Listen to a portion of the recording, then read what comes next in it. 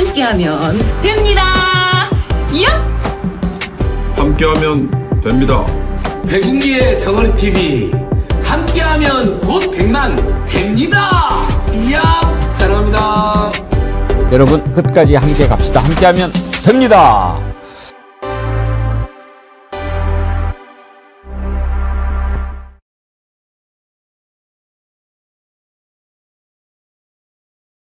여러분 안녕하십니까, 백운기입니다. 우리가 법을 잘 모르는 걸까요? 아니면 법이라는 게 원래 그럴까요? 김건희에 대해서 특검이 이번에도 징역 15년을 구형했는데요. 한덕수도 그렇고 이번에도 역시 우리 국민들이 생각하는 형량과는 큰 괴리감이 있어 보입니다. 물론 아직 수사가 다 끝난 것도 아니고 다른 혐의가 남아 있어서 최종 김건희가 받을 형량이 다 정해진 것은 아니지만 윤석열 재임기간 V0로 사실상 나라 권력을 말아먹은 김건희 아닙니까? 무기징역도 가볍다는 생각입니다. 다만 도이치 주가 조작의 주범이라는 것, 삼척동자도 다 아는 사실인데 이걸 뻔뻔하게 무혐의 처리했던 검찰이 얼마나 부끄러운 짓을 했는지 드러났다는 건 위안이 됩니다만 반드시 그런 짓을 저지른 검찰에 대해서도 책임을 물어야 할 것입니다. 아무튼 이번 특검 과정을 지켜보면서 추가 특검 반드시 필요하다는 생각 더욱 굳어졌습니다. 생방송 백운기의 정치 1번지 출발합니다.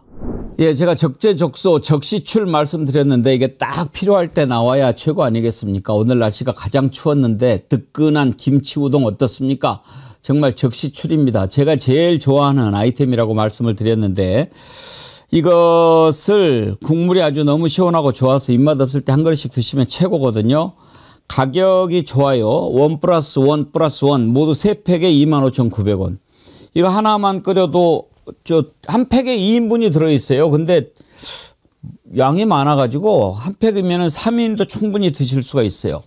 이거 놔두고 드시면 좋은데 저는 냉동실에 넣어놨다가 입맛 없을 때 하나씩 꺼내서 먹는데 정말 좋습니다. 오늘같이 추울 때 따뜻하고 시원한 김치우동 꼭 한번 드셔보시기를 제가 강력하게 추천드립니다. 내일도 날씨가 추우면 금요일날 먹방을 지금 김치우동으로 할까 이렇게 생각하고 있는데요. 여러분들 김치우동 맛있게 드시기 바랍니다. 이 투다리라고 유명하잖아요. 거기서도 직접 이거 파는데 그것보다 훨씬 더 좋은 조건으로 드리니까요.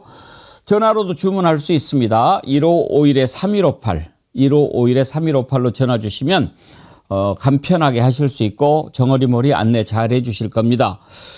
이 유황 오리로스 오리고기는 좋은 거 여러분들 너무 잘 아시고 이게 이제 유황을 먹인 건데 유황의 독소를 제거하고 좋은 성분만 흡수하는 특별한 재주를 갖고 있는 게 오리라는 거 아닙니까? 근데 유황이 우리 몸의 면역력이나 독소 배출에 뛰어난 효능이 있는데 우리가 직접 먹을 수는 없죠. 그래서 유황을 먹은 오리를 우리가 섭취하게 되면 좋은 성분만 먹을 수 있게 되는 거죠. 그런데 대개 12월부터 오리 농가에서 오리를 잘 안 잡아요. 번식 기간이라.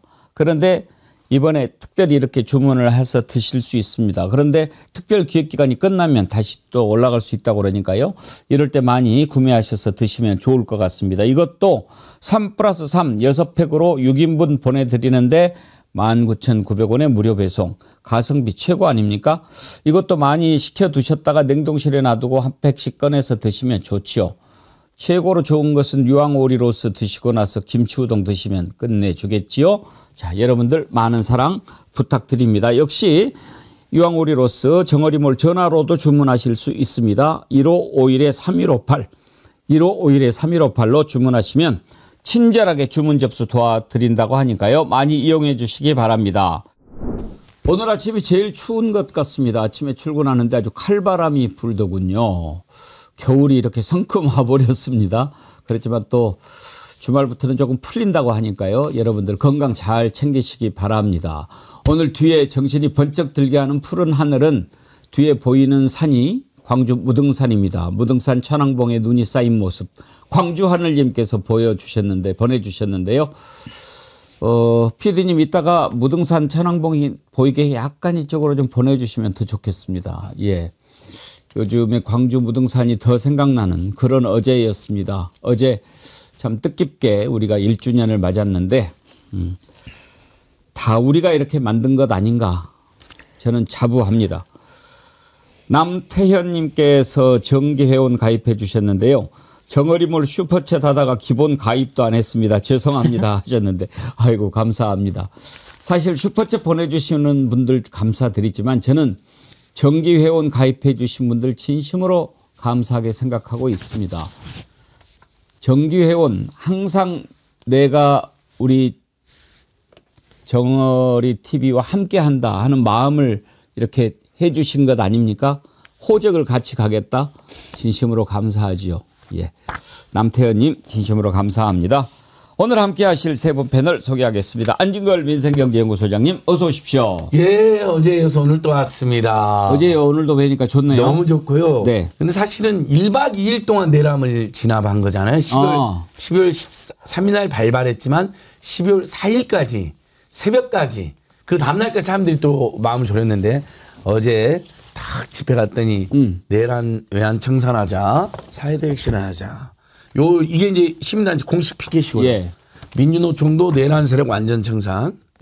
이게 그다음에 민주당 공식 피켓은 12.3 내란 예전 국민 지키는 참 예쁘게 잘 만들었다고요. 서울의 소리하고 민생경제연구소는 매우 투박합니다. 국민의 매치하라. 이현정당에 살아라. 민생경제연구소는 더 투박합니다. 내란 조이면 추경호 구속하라. 아직도 안 늦었다. 지금이라도 구속하라. 18,000이 뭐죠? 긴급 탄원. 제발 추경호 구속돼야 된다. 12월 3일 맞아요. 그때 서명하신 분이 18,000명입니다. 짧은 시기에 아주 짧은 시기에 며칠 만에 18,000명의 이제 탄원을 받아가지고. 네. 안진걸 개인 피켓은 늘 이게 있죠. 나경원은 즉각 사퇴하라. 어제 현장에서 이걸 들고 진짜 많은 시민들 만났습니다. 어젯밤에 행사 아주 성황리에 치러졌는데 날씨가 많이 추웠어요. 와, 체감 온도는 한 영하 15도 안팎? 예. 정말 춥더라고요. 근데 한 10수만 명 정도 모이신 것 같고요. 또 정말 많은 분들이 다시 시작해야 된다. 정신 하여튼 바짝 차려야 된다. 퇴근길에 여의도가 꽉 막혀가지고 네. 이렇게 움직이기 힘들 정도로 많은 분들이 모였는데 어제 이재명 대통령이 혹시 오시지 않을까 하는 사람들이 기대를 했는데 경호 때문에 이렇게 참석을 못했다고 그러죠? 예. 중간에 이제 공지가 났더라고요. 참석이 어렵게 됐다. 근데 현장에는 어떻게 소문이 났냐면 그래도 어디가에 계실 국회 거다. 갑자기 오시거나 아니면 국회 안으로 네. 비교적 경호중으로 와서 시민들 만나실 수도 있다는 바람으로 사람들이 이제 국민의힘 당사 앞에 항의 방문 간 다음에 국회 안으로 많이들 가셨어요. 근데 이제 끝내 못 오셨으나 예. 마음이 함께 해주시는 게 중요하죠. 예. 마음은 아마 함께 했을 거라고 생각합니다. 어제 아침에 기자회견에서 시민의 한 사람으로 참석하고 싶다 그런 얘기를 했는데 안 오시는 게 맞죠. 예. 저 경호 그렇게 한밤중에 낮도 아니고 또 많은 시민들이 모여 있는 가운데 만약에 무슨 일이라도 생기면 어떻게 되겠어요? 그래서 안 오시는 게 맞다. 그런 생각은 했어요. 용산에서 헬기 타고 국회의사당까지 와가지고 뭐 이렇게 살짝 뭐 볼 수도 있는데 근데 또 12월 3일 날 헬기 소리 나면 국민들이 얼마나 놀라겠어요. 그래서 안 오시기를 잘했다. 그런 생각했습니다. 맞습니다. 이따가 우리 한번 보겠지만 또 우원식 국회의장이 이렇게 시민들 소개해가지고 안내해가지고 그때 계엄 당시에 어떤 일이 있었는지 설명을 하는데 그 707이 이렇게 깨 부순 유리창을 그대로 보존을 해놨더라고요. 예, 일부러 그렇게 해놓으셨다고 네, 하더라고요. 그 역사 현장이죠. 예, 그 아마 당분간 어떻게 될지 좀 국민적 공감도 있기 때문에 당분간 최소 뭐 몇 년 또는 뭐 몇십 년은 아마 그대로 박제를 해놓지 않을까 싶습니다. 그러니까 국회 전체 뭐 그런 그 흔적을 다 막 하기에는 복잡하지만 상징적인 장면. 이 유리창에 바로 12월 3일 날 2024년 12월 3일 날 이치광이 내란 속의 윤석열의 비상계엄 발동에 의해서 특전사 707 부대원이 침입할 때 부순 유리창이다. 네. 이걸 하나만 해놔도 그때 그런 일이 있었다는 거. 유리창 이렇게 부순 거 놔두고 예. 밑에다가 이렇게 그렇죠. 기념 뭐 조형물 하나 만들면 되는 거 아니겠어요? 거기가 국회 본관 2층 측면인데요. 그건 이승만, 박정희, 전두환, 노태우도 국회는 그렇게 물리력으로 폭력을 동원해서 깨트린 적은 없다고 사실을 확인했습니다. 그러니까 윤석열, 김건희 천하에 정말 사형을 해도 모자랄 판인 거죠. 네. 오늘 법률적으로 좀 따져보고 물어보고 그럴 분들이 많아서 두 분 진심으로 환영합니다. 신유진 변호사님 어서 오세요. 네, 안녕하세요. 네. 네. 정구승 변호사님 반갑습니다. 네, 반갑습니다. 정구승 변호사입니다.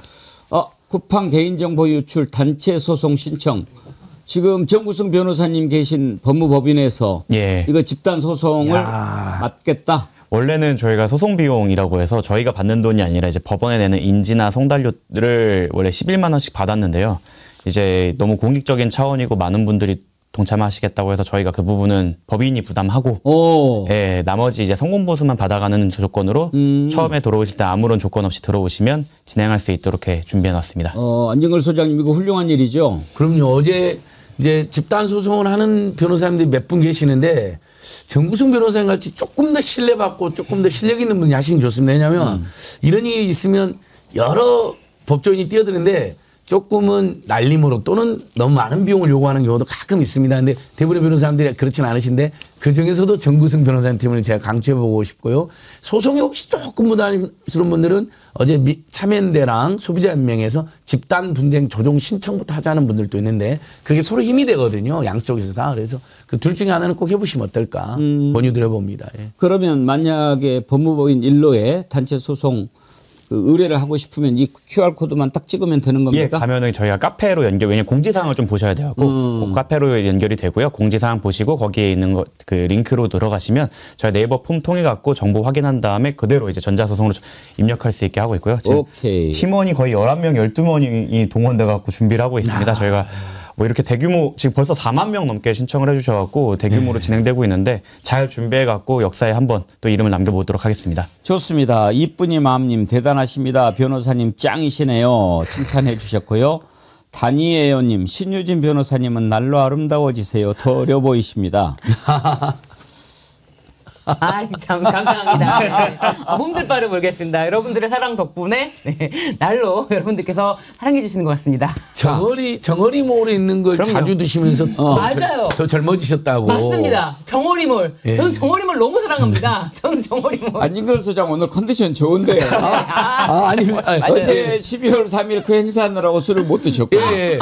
저기 현장에서 한 9시 반, 10시 5시 끝나고 안녕히 생방송하고 술 안 먹고 집에 네. 일찍 갔습니다. 그러니까 그저께 저녁엔 한잔 했죠. 그저께 저녁에 어제 아침엔 상태가 조금 오늘 같지 않았어요. 예. 저 동네 경제 살리기 사실 조금 동참. 오늘 매우 좋습니다.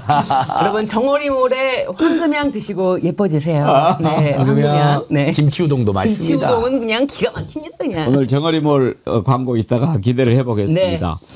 먼저 어제 김건희 구형 공판이 있었는데 민중기 특검도 참석을 했습니다. 그래서 이제 제대로 하겠구나 기대를 했는데요. 징역 15년 구형, 한독수도 15년인데 이 15년의 의미부터 먼저 좀 짚어보고 싶습니다. 신유진 변호사님. 네. 우리가 생각하기에는 저 김건희 저지른 죄로 봤을 때 무조건 무기징역 이상 그렇죠. 살아야 된다라고 보는데 징역 15년 이거는 어떻게 봐야 합니까? 지금 이 사건이 뭔지를 봐야 됩니다. 사실 김건희의 실체는 아직도 기소되지조차 않았다. 그렇다면 이 사건은 뭐냐? 그냥 너무나 다 알려졌던 사건. 도이치모터스 공범들 다 형사처벌 받았는데 김건희만 박성재에게 내 수사 어떻게 되는 거야? 내 수사라고 자기 수사를 빼달라고 챙기면서 수사가 안 됐던 것. 윤석열이 그거 도이치모터스 그거 불법 수사야. 한동훈이 싹 해가지고 그거 들고 있었던 거지 라고 했던, 그렇지만 국민들은 다 알고 있었던 도이치모터스 사건, 그리고 또 한 가지가 명태균으로부터 2억 7천만 원 상당의 여론조사를 58회 결과를 제공받은 혐의, 그리고 전성배 씨, 전성배와 공모해서 통일교 관계자로부터 교단 지원 척탄과 함께 그라프 목걸이 샤넬 가방 받은 것, 너무나 빙산의 일각입니다. 그러면 지금까지 받아 처먹은 것에 대해서만 지금 구형을 한 겁니까? 받아 처먹은 거 다 나오지 않았습니다. 그러니까. 받아 처먹은 것 중에 서희건설로 받은 반클리프 목걸이 세트도 있고요. 예. 근거보기도 있고요. 그거는 오늘 따로 조사를 한다고 합니다. 그렇기 때문에 그것에 대해서 그러면 결치공판을 따로 하는 거예요? 그렇습니다. 그건 아직 기소도 안 된 거예요. 이제 시작입니다. 이제 스타트예요. 아하. 네. 그러면 조금 뭐 이해가 되네. 네, 그렇습니다. 지금까지 조사해서 드러난 걸 가지고 네. 구형을 했고 네. 또 앞으로 구형할 것은 남아 있습니다. 혹시 이것보다 훨씬 더 많나요? 제가 봤을 때는 이제 시작이라고 봐야죠. 도이치모터스는 지금 벌써 몇 년 전부터 모든 사람들이 재판받고 수사받고 했는데, 오죽하면 특검도 그 도이치모터스 관련해서 피고인은 그동안 대한민국 법 밖에 존재했고 대한민국 법 위에 있었다. 모든 공범들이 재판을 받고 형사처벌을 받았는데 오직 김건희만 예외였다. 이렇게 지적을 했거든요. 그러니까 지금 이거는 대한민국 법 밖에 법 위에 있었던 그 사건에 대해서만 구형을 한 것이라고 보시면 됩니다. 그러니까 한덕수에 비해서는 지금 잠깐만요. 예. 네. 그 안진걸 소장님 넘어가기 전에 네. 예. 보수형님 TV님이 보내준 삼행시를 소개를 해야 될 것 같아요. 맞습니다, 맞습니다. 신유진으로 삼행시를 보내왔어요. 네. 신비하게, 유, 유난히도, 진. 진짜 이쁘다. 어우, 세상에. 여러분 황금향 드시고 예쁘지세요. 정어리몰 화이팅. 예, 안 소장님. 그러니까 이 한덕수 15년도 사실 너무 아쉽지만 한덕수가 또 그 이후에 저질 헌법재판관에 대한 직무유기나 직권남용 이런 부분으로 이제 그 교도소에서는 추가가 뜬다고 하는데 아마 추가 기소가 있어야 됩니다. 있을 것이고요. 그래서 한덕수 형도 더 무겁게 나와야 되고요. 김건희는 이번 15년은 다행히 한덕수의 15년보다는 향후에 형량이 늘어날 가능성이 더 훨씬 높은 거로 평가를 받습니다. 왜냐하면 당장 서희건설류의 뇌물이 하나 남아 있고요. 그다음에 박성재를 자기 집사로 부렸던 수사 개입 사건이 남아 있습니다. 이거 굉장히 무거운 사건이거든요. 이것은요. 윤석열 권력을 지가 악용해서 한 거기 때문에 직권남용의 공범이 될 겁니다. 이런 부분들은요. 그다음에 뭐 공무상 기밀 누설의 공범이 될 거고요. 근데 이건 왜 그 대장동 항소 자재 때 난리 피던 정치검찰 흔히들 우리 국민들께서는 막 개검이라고 하는데 단 한 명도 이 김건희가 이렇게 검사들을 수적으로 부려먹었는데 입장을 단 한 명도 안 냈더라고요. 너무 검찰은 정말 천인공노. 검찰은 뭐 차차 싸워야 되고. 네. 그다음에 디올백 사건이 있습니다. 그러니까 예. 디올백은 특검이 수사를 지금 제대로 착수를 못했다고 얼마 전에 한겨레신문 보도 나왔거든요. 저희가 고발했기 때문에 아는데 디올백도 별도로 청탁금지법이나 뇌물로 들어가는. 그다음에 양평고속도로도 결국은 주범인 김건희 가능성이 높은데. 그래요. 지금 특검도 양평고속도로로 빠져 안 나온 거 있습니다. 아니에요. 그러니까 지금 뭐 워낙 많은 수사 진행되다 보니까 조금 빠져 있는데 우리 국민들이 이런 거 추가 기소 반드시 오는. 어제 이재명 대통령께서도 이렇게 질문에 정확히 답해. 밝혀지지 않은 게 너무 많다. 국회가 논의할 내용이지만 특검의 연장은 불가피하다는 취지로 말씀하셨어요. 그러니까 그 표현을 정확히는 안 쓰였는데 저는 종합특검이나 후속특검은 불가피하다. 이렇게 좀 정리를 해드리면 도이치랑 자본시장법 위반, 도이치로 인한 자본시장법 위반, 그리고 알선 수재로 11년, 그 명태균 관련한 정치자금법 위반 4년, 그래서 15년인 겁니다. 말씀하신 대로 이배용의 금거북이, 서희건설, 그리고 가장 크게 제가 볼 때는 형량이 나올 것 같은 게 양평고속도로 같은 경우엔 아직 기소조차 되지 않았고요. 그 외에 저희가 많이 봤던 직권남용 행위들 있지 않습니까? 이 부분에 대해서도 아직 수사 중입니다. 재판에 붙여지지도 않았기 때문에 이것들이 다 병합이 된다고 하면 형량은 아마 국민 여러분들께서 어느 정도 납득할 만한 형량이 나오지 않을까 생각합니다. 그러면은 이제 나중에 추가로 기소가 되면 예를 들어서 지금 15년 구형을 했지 않습니까? 그럼 양평고속도로 관련해서 20년 나오고 또 뭐 관련해서 10년 나오고 그러면 20, 30, 45년 이렇게 선고합니까? 아니면 병합을 해가지고 하게 되면은 조금씩 줄어들게 됩니다. 이미 1심이 끝나가기 때문에 병합이 될 가능성은 좀 낮아 보이고 물론 항소심에서 병합될 가능성도 있죠. 선고할 때. 네, 선고할 때. 그러니까 지금 선고까지 새로 기소가 되지 않으면 병합이 되려면 같이 재판에 있어야 되거든요. 그래서 신급이 다르기 때문에 병합이 될 가능성은 높지 않아 보이는데 경합법 규정 때문에 동시에 선고받을 수 있었던 사건에 대해서는 아무래도 그 부분에 대해서는 약간의 감경이 있을 수 있습니다. 하지만 너무 많아요. 너무 많고 그리고 겹치지 않은 기간인 것들도 많기 때문에 병렬적으로 합쳐지는 부분도 꽤 있을 거라 아마 최종 김건희 씨가 감옥에서 지내야 되는 시간은 국민 여러분들께서 어느 정도 납득할 만한 범위가 아닐까 생각합니다. 저는 어제 병합이 안 되는 것이 매우 좋습니다. 지금 안 돼야죠. 그렇죠. 병합이 안 되도록. 근데 네. 또 특검이 하나씩 차근차근 어떻게 보면 특검 수사가 미진한 부분도 있었는데 다시 종합특검을 해서 다시 기소하고 다시 기소하는 게 오히려 김건희에겐 더 큰 부담이 되는 그러니까요. 것이죠. 네. 저도 이거 병합이 안 돼야 된다고. 15년 살고 있는데 3년 또는 5년짜리 추가 유죄가 나면 그게 형이 그대로 합산이 되더라고요. 그렇죠. 병합이었고 뭐 여러 사정을 감안하여 너무 중한 형이니까 뭐 20년 살아야 되지만 17년 형이 나왔다 뭐 이러면 우리 국민 입장에서는 서운하고 사법적인 실현이 좀 문제가 있다고 생각하는데 15 플러스 5 플러스 7 뭐 이렇게 나오면 다 살아야 되니까요. 네. 저는 그 특검에서 그 부분을 좀 아쉽게 생각해요. 홍보를 잘해야 되거든요. 그러니까 15년 구형 딱 이렇게 되면 국민들은 뭐야 15년이야? 그러면 적어도 어제 같은 날은 국민들한테 설명을 한번 해줘야 됩니다. 이러이러한 부분으로 오늘 이제 구형을 하게 됩니다. 그리고 이러이러한 부분은 아직 남아 있습니다. 이건 나중에 또 하게 될 겁니다. 이렇게 좀 설명을 해줘야죠. 이거는 정어리 TV의 역할이죠. 아니 특검의 홍보 맞습니다. 역할입니다. 맞습니다. 예. 홍보를 그렇게 네. 잘 해야 돼요. 네. 너무 특검 편 들지 말아요. 그렇게 하는 게 잘한 맞습니다. 건 특별히. 잘했다. 네. 못한 건 그러니까 못했다. 진짜 언론인들께 특별히 보도 요청드립니다. 15년형 구형은 이번 A 사건, B 사건에 국한된 겁니다. 그럼 C 사건, D 그러라고. 사건, 이 사건에 대해서도 추가 기소가 있을 예정입니다. 또는 그 사건도 수사 결과에 따라서 처분이 있을 예정. 이러면 좋았는데 모든 언론 보도가 15년 구형으로 끝나서 저도 처음에는 헷갈렸습니다. 근데 다행히 오늘 김건희를 바로 또 소환하잖아요, 여러분. 그러면서 이제 사람들이 안심을 한 거죠. 아, 몇 개가 더 남았구나 이렇게 딱. 어제 김건희 나오는데 이제 저는 그 김건희 그런 쇼 좀 그만했으면 좋겠어요. 막 이렇게 막 비틀거리고 나오고 그냥 이렇게 하는 거 이게요. 맨 처음에 우리가 그 모습을 봤던 게 언제입니까? 대선 기간에 이렇게 나와가지고 뭐 이렇게 했잖아요. 그걸 보고 아이고 짠해라 이렇게 생각하는 윤석열 지지자들이 있었겠죠. 만약에 남편이 당선되면 저는 뭐 내조만 뭐 이렇게 그래가지고 속아가지고 이 난리가 난 거 아닙니까? 그 다음엔 어땠어요? 검정옷 입고 딱 특검 나오면서 제가 아무것도 아닌 사람이 뭐 이렇게 이제 그만했으면 좋겠어요. 안 먹어줘요. 이제 안 속아. 어제도 이렇게 비틀비틀 나와가지고 그렇게 되면 아이고 좀 불쌍해서 어쩌노 이런 사람들이 있기는 있겠죠. 그런데 이제 그런 것 좀 그만했으면 좋겠어요. 어제 들어오는 모습 한번 볼 수 있나요? 무죄 추정 원칙, 국민의 알 권리 등 종합해서 금일 법정 촬영 신청에 대해서 다음과 같이 허가합니다.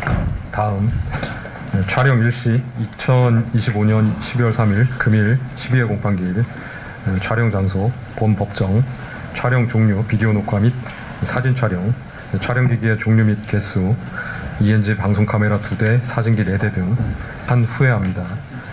법원 직원과 협의해서 지정된 장소에서 촬영하셔야 되고 법단 위에서 촬영 등 행위를 하여서는 아니 되고요. 촬영 등 행위로 소란케 하여서는 아니 됩니다.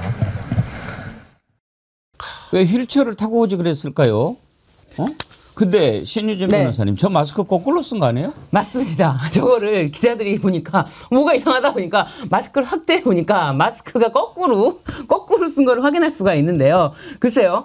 이제 본인도 본인 재판에 뭐 걱정이 됐는지 그걸 제대로 쓸 정신까지는 없었던 것 같은데 말씀하시는 것처럼 쇼는 확실하게 했던 것 같습니다. 왜냐하면 본인이 저렇게 비틀비틀 들어오면서 심지어 변호인들이 건강 이상을 호소하면서 좀 돌려보내는 게 어떻겠냐 이런 얘기까지 했다는 거 아닙니까? 그럼에도 불구하고 재판장이 돌려보내는 건 안 된다라고 해서 돌려보내는 건 안 되지만 다시 뭐 기댈 수 있는 장치를 가지고 왔다. 애청자 소리님은 마스크 콧등에 자국 남을까 봐 거꾸로 쓴 거죠? 그러는데. 제가 이거 이제 법조인이 아닌 저의 해석이 상당히 맞을 거라고 생각합니다. 저번에도 한번 아무것도 아닌 척하면서 비틀거리는 척하면서 차 타자마자 바로 다리 꼬고 네. 또 나오기 전에도 사진 잠깐 나는 다리 꼬고 탁 있었잖아요. 아픈 척 해야 되는데 좀 더 심각한 척 하려면 오늘 마스크를 써야지 했는데 마스크 쓰면 사람이 더 아파 보이잖아. 근데 급하게 쓰다가 꼴꼴을 써버린 거죠. 아픈 척 해야 되는데 쓰러진 척 해야 되는데.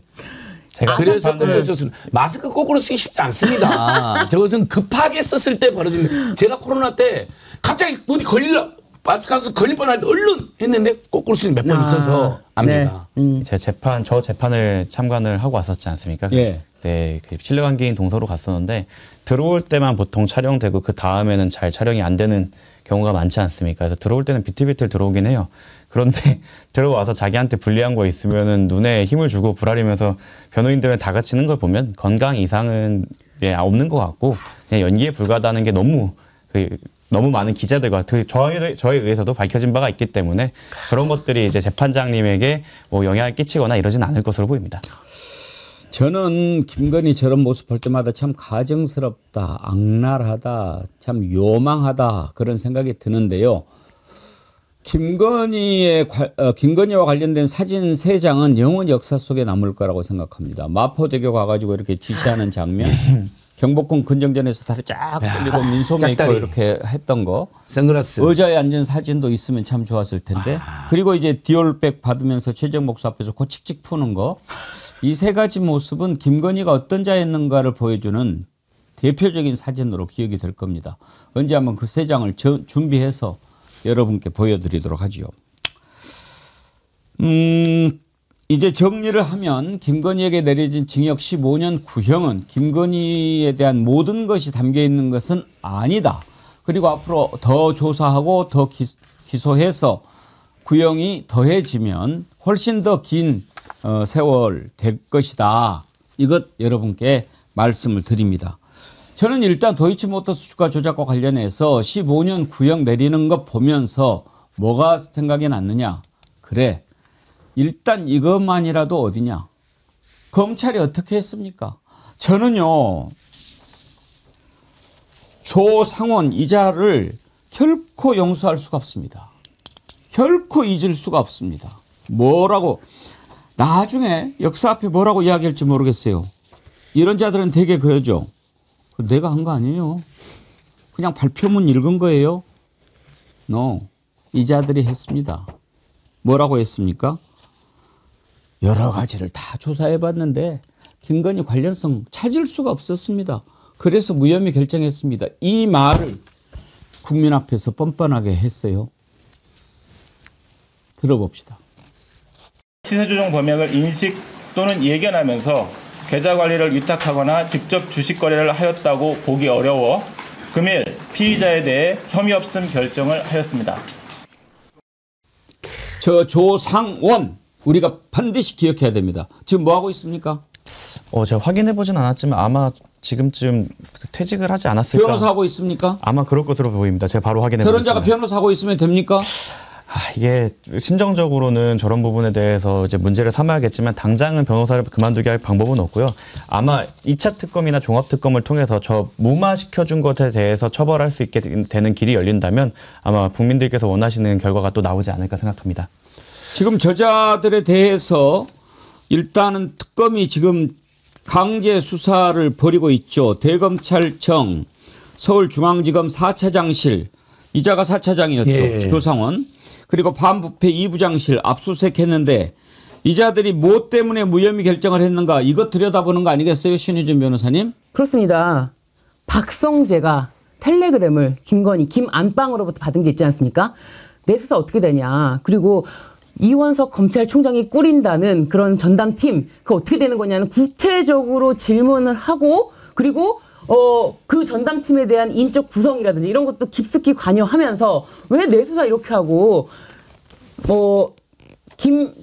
김명수 대법원장 사건까지 꼼꼼히 챙기고 지금 여사들 김혜경 여사라든지 김정숙 여사에 대한 수사까지 챙기면서 박성재 법무부 장관을 압박하면서 박성재 법무부 장관이 직접 인사를 단행하지 않았습니까? 그 인사를 통해서 꾸려진 수사팀, 그 수사팀에서 지금 발표한 내용이기 때문에 이 박성재 법무부 장관이 어디까지 개입되어 있는지 이건 철저하게 수사 대상입니다. 절대 용서하면 안 되는 게요. 지금 방금 전에 우리가 브리핑 뻔뻔하게 했던 저자가 누군지 아십니까? 조상원 서울중앙지검 4차장인데요. 여러분들 대검의 반부패부장 하면은 엄청나게 높은 자리 같죠? 이제는 많은 분들이 아시는데 우리도 기자 생활 처음 시작할 때 좀 헷갈린 게 하나 있었어요. 검찰은 직제가 달라요. 그러니까 평검사가 있고요. 그다음에 부장검사가 돼요. 대개 일반 회사는 과장, 차장, 부장, 이사, 상무, 전무 이렇게 올라가잖아요. 근데 검찰은 이 자식들이 원래부터 좀 이상한가. 부장검사, 그 다음에 차장검사, 검사장 되더라고요. 옛날에 법무부의 과장, 그것도 가장 센 과장이 뭐죠? 법무일과장. 법무일과장. 검찰과장. 예. 검찰국장이 있고 검찰과장이 있습니다. 거의 검사장급이 가는 그 과장이 있어요. 그분을 만났는데 이제 잘 된 거죠. 그 차장 검사하고 이제 그쪽으로 갔는데 자기 딸이 그러더래요. 아빠는 왜 갈수록 계급이 낮아져? 지난번에 부장이었는데 차장하더니 이제 과장이 됐네. 네, 조상원 전 차장은 올 7월 달에 사의를 표해서 지금은 그 개업을 하여 변호사로 활동하고 있네요. 뭐 이제 조사를 해가지고 이 부분에 대해서 해야죠. 이 무슨 말씀을 드리려고 하냐면 이자가 중앙지검 4차장인데 바로 김건희 도이치 수사를 담당한 게 반부패 2부장이에요. 반부패 2부장의 직속 상관이에요. 책임이 없겠습니까? 그러니까 바로 반부패 2부가 도이치 수사를 4년 넘게 해왔는데 바로 딱 이 수사 라인을 타겟으로 잡은 거죠. 그렇습니다. 이게 얼마나 사악하냐면요. 이윤석이가 그래도 정말 아무것도 안 하고 윤석열 한동안 앞잡이 노릇을 하다가 도저히 안 됐으니까 특별수사팀을 지시를 내렸죠. 그때부터 이제 김건희랑 윤석열 난리가 나서 박성재를 그냥 배후 조종하고 이럴 때입니다. 전국의 검사들 안 일어나고 뭐 하세요, 여러분? 내가 다시 한번 촉구하고요. 그러니까 갑자기 박성재랑 윤석열이 이원석이를 완전히 이원석이를 차마 자르지 못하고 이원석이 수족들, 주요 간부들, 특히 중앙지검에 다 날려버립니다. 그러면서 당시에 1차장으로 박승환이라는 애가 사람이 오고 4차는 지금 이 조상훈 용검이다. 즉 사실은 양심 있는 검사라면 그 인사를 거부했어야죠. 이원석이는 그래도 한 7초 침묵으로 저항이라도 했잖아요. 정말 말도 안 되는 침묵장인데. 그래놓고 얘들이 와가지고 핸드폰 상납하는 생쇼하고 이제 무혐의 처분한 거죠. 그래서 이자들은 주요 공범입니다. 그렇습니다. 그러니까 신유진 변호사님 일단 대검 반부패 2부장, 네. 그다음에 중앙지검 4차장, 네. 여기에 이제 중앙지검장이었던 이창수, 네. 이자들은 반드시 조사를 받아야죠. 그렇습니다. 이것에 대해서 당시에 이원석에 대한 지시를 배제했던 상황입니다. 그렇기 때문에 핵심 라인을 지금 짚어주신 자들이 그 도이치모터스 무혐의를 준 그 자들이고요. 그 자들이 왜 무혐의를 줍니까? 지금 이렇게 멀쩡하게 유죄 판결이 나올 수 있는 사건을 무혐의를 준 데는 박성재로부터 지시가 있었을 것이고 이 자들 먼저 조사를 하고 박성재와 함께 다 같이 기소가 되어야 될 사건입니다. 절대 용서하면 안 됩니다. 아니 지금 김건희가 저지른 짓이 다 드러나고 특검에 의해서 밝혀지고 이제 구형이 내려졌는데 그 전에 우리는 몰랐습니까? 다 알았죠. 검찰은 몰랐겠어요? 더 잘 알죠. 그런데도 그걸 덮어주면 그냥 그걸로 딱 끝나고 퇴직해서 변호사에서 잘 벌어먹고 잘 살고 이렇게 가면 그거는 정의사회가 아닌 거죠. 절대 안 되죠. 네, 이번에 이제 사실 특검이라는 것 자체가 기존의 수사기관이 수사하지 못했던 부분을 수사하는 것이기 때문에 당연히 이 부분에 대한 수사는 이루어져야 되고 이 부분을 유죄 판결이 나온다고 하면 말씀하신 것처럼 잘 아시다시피 변호사로서 활동도 금지되거나 이제 정지되는 부분이 있기 때문에 이 부분은 이제 특검의 성패를 판가름하는 기준이 될 거라고 저는 생각을 합니다. 지금 배동훈 님이요. 근데 왜 잘못한 놈들 사표를 계속 받아주는지 모르겠네요. 법무장관 결재 아닌가요? 결재선이 총장이라도 제지할 수 있는 권한이 장관에게 있을 텐데요. 아주 일리 있는 질문을 주셨는데 이게 정성호 법무부 장관 취임하기 전에 그만둔 건가요? 7월에 그만둔 걸로 알고 있습니다. 몇 월에? 7월에요. 7월이면 2조 고난된 때인 것 같아요. 그때 이제 아직 남아있을 때. 작년 7월? 올해 7월. 올해 7월이면 정권 출범 이후인데. 네. 그러면 만약에 정성호 장관 임명 전인지 훈지 확인해 봐야 되는데 받아주면 안 되는 거죠. 네. 잘못한 자들을 거죠. 그냥 그렇게 절대로 풀어주고 그러면 안 됩니다. 하여튼 끝까지 지옥 끝까지 살아있는 한 죽어도 예, 네. 죽어도 파헤쳐야 됩니다. 딱 정성호 장관 임명되기 직전에 사퇴한 그랬죠. 배동호님 오해 없으시기 바랍니다. 자, 이제 검찰의 이런 짓들이 다 드러나게 되고 어제 국회 법사위에서 특별법이 하나 통과가 됐는데 내란 전담 재판부 설치하는 거 그리고 법 왜곡죄를 신설하는 법안을 통과를 시켰습니다. 이게 매우 의미가 있는 건데 신유진 변호사님 이제 내란 전담재판부 설치 특별법이 드디어 네. 이제 법사위를 통과한 거니까 맞습니다. 곧 도입이 될 수 있겠네요. 네. 이제 곧 본회의를 통과해서 도입이 될 겁니다. 어떻게 됩니까? 그러면 일단 내란 전담재판부에서 1심도 그리고 항소심도 전담할 수 있는데 근데 이제 사실 이 1심 현재 계류 중인 사건은 어떻게 하느냐 그렇다면 이것에 대해서만큼은 1심에서 지금 현재 재판을 맡고 있는 1심에서 이송할지 말지를 결정할 수 있는 재량권을 준다. 이렇게까지 사실은 많이 양보한 겁니다. 현재 진행하고 있는 재판부에서 자신들이 계속 맡겠다 하면은 그대로 맡을 수도 있는 겁니다. 그리고 또 한 가지가 그 판사 추천 위원회 구성에 대해서 계속 이제 뭐 위원론을 제기했는데 문제는 헌재 재판장이 과연 이 추천 위원회를 구성할 수 있는 이거를 하게 되면은 나중에 이게 위헌 심판이 제기됐을 때 헌재 소장이 구성한 위원회에 대해서 다시 판단하는 거 아니냐 이제 그런 문제를 지속적으로 제기했기 때문에 헌재 소장이 아니라 헌재 사무처장이 추천하도록 이 부분을 수정을 했습니다.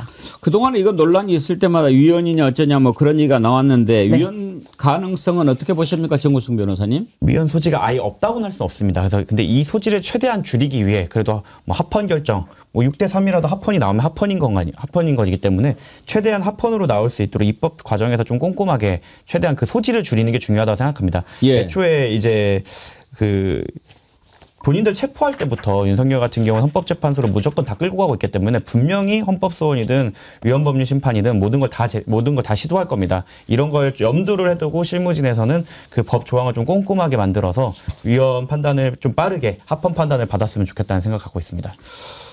어제 이 내란 재판부 법 왜곡죄 이런 부분에 대해서 이제 법안이 통과가 되는데 천대엽 법원 행정처장 87년 헌법 아래서 누렸던 상권 분립, 사법부 독립이 역사의 뒤안으로 사라질 수 있다. 결국 헌재가 위헌 심판을 맡게 될 텐데 헌재 소장이 내란 전담반사 추천에 관여한다면 심판이 선수 역할을 하게 돼서 재판의 룰에 근본적으로 모순되는 부분이 생긴다. 저는 이번 내란 과정 쭉 지켜보면서 천대 미자야말로 간교함의 끝판왕이라고 생각합니다. 마치 처음에는 정신 올바로 박힌 것처럼 상식적인 얘기하다가 자기들 문제 되면은 그냥 뭐 꼬리 내리고 말 바꾸고 이런 짓 쭉 해왔지 않습니까? 어제 1주년을 맞이해서 대통령이 오부용인이랑 같이 오찬을 했는데 그 자리에서 조이대 무슨 달린 입이라고 이야기를 하던데 참 낯짝도 두껍고 뻔뻔하지요. 거기에서 뭐 얘기할 게 있어요. 무조건 엎드려서 잘못했습니다. 죽을 죄를 졌습니다. 해도 봐줄까 말까 하는데 하여튼지 이번에 2차 특검 딱 해가지고 제가 항상 말하죠. 조이대 직위원 그리고 3인방 이자들 반드시 삶아야 됩니다. 용서할 수가 없습니다. 천대엽 행정처장의 그 말은 그 안에도 모순이 있는 게요. 우리가 뭐 항상 특검을 도입할 때마다 제3자 특검으로 했을 때 항상 거론되는 제3자가 법원 아닙니까? 그럼 그 논리대로라면 자기가 지금까지 특검을 추천되었는데 그게 심판이 선수를 선발하는 거와 뭐가 다릅니까? 그 논리대로라면? 그렇죠. 네. 그 자신들이 추천하는 건 자신들이 특검을 추천하거나 다른 요인들을 추천하는 건 괜찮고 헌법재판소가 추천하는 거 안 된다라는 것 자체가 판사님이 보여줄 논리 구조라고 보기엔 좀 어렵다고 생각합니다. 이자들은요 내란 주범입니다. 내란 주범 제2의 내란 주범이에요. 왜 그렇습니까? 이자들이 아니었으면 이미 지금 정산됐을 거예요. 어제 추미애 법사위원장이 이 부분에 관해서 얘기한 게 있습니다. 작심 발언을 했는데 들어보시죠. 그러나 12.3 내란 발발 1년이 지났지만 아직 단 한 명도 제대로 처벌받지 못한 이 사태에 대해서는 송구함과 심각한 유감의 뜻을 표하지 않을 수가 없습니다. 내란에 동조하거나 가담한 자들은 여전히 곳곳에 숨어 있으며 지금도 내란 청산을 방해하면서 진실 규명을 지연시키려고 온갖 수작을 부리고 있습니다. 지금 진실을 명명백백 밝히고 그 뿌리를 뽑아내지 않는다면 아마 수십 년이 지나도 거짓을 들먹이며 자신들의 죄를 감추려 할 것입니다. 우리 법제사법위원회는 내란 세력의 완전한 청산을 위해 2차 종합 내란 특별법 제정, 전담재판부의 설치, 법 왜곡죄, 형법 개정, 사법개혁법 개정 등 관련 법안을 신속히 처리하겠습니다. 그래요. 그래야 진짜로 내란 청산이 되는 거죠. 그런데 여기에서 법 왜곡죄는 어떤 건가요? 법 왜곡죄라는 거는 판사, 검사 그리고 수사기관이 부당하게 법을 왜곡해서 자신들의 입맛에 맞게 법을 제대로 적용하지 않는 경우에 그런 거를 직접적으로 처벌하는 규정을 신설하는 겁니다. 그거 잘 만들었네. 네, 맞습니다. 지금 그런 식으로 비틀어 가지고 얼마나 많이 해먹고 있습니까? 맞습니다. 판사라든지 검사라든지 수사기관이 자신들이 입맛에 맞게 예를 들면은 뭐 박상현 검사가 했던 그 이화영 부지사 연어 술파티 이 사건에 대해서 직접적으로 적용할 수 있는 형법 조항은 없었습니다. 그동안은 뭐 직권 남용이라든지 이런 것으로 계속 적용하려고 했는데 그게 아니라 아예 직접적인 형법 규정을 아예 신설함으로써 그런 행위가 있을 때 바로 적용하게 되면은 그냥 이 건으로 바로 기소가 될 수 있는 것입니다. 연어 술파티 같은 경우는 이 법률이 적용되기 조금 어렵다고 생각되고 법 왜곡죄가 적용될 가장 대표적인 사례가 구속 취소 사례로 보시면 될 것 그렇죠. 같습니다. 예. 사실은 직권남용이나 그걸로 현행 법령으로 처벌이 가능하고 처벌이 가능한데 이제 그거를 판사, 검사, 수사기관으로 법 왜곡죄를 적용을 확대하기 때문에 물론 과거 사건은 제가 예를 들은 겁니다. 그 형법이 생기면은 법률이 생긴 다음부터 처벌할 수가 있는 거지 그 전에 있었던 일을 다시 소급해서 적용할 수가 없기 때문에 저는 이제 예로 그런 사건이 앞으로 발생하면은 이 법이 직접 적용해서 처벌할 수가 있다. 법을 왜곡해서 해석했을 경우에 적용되는 법령이고 이에 대해서는 사실 비판하는 입장에서는 이제 위헌이다. 너무 불명확하다라는 주장이 있습니다. 하지만 스페인과 독일에서 이미 진행이 되고 있고 사실 우리나라의 법학이 독일 법학을 많이 계승한 부분이 있지 않습니까?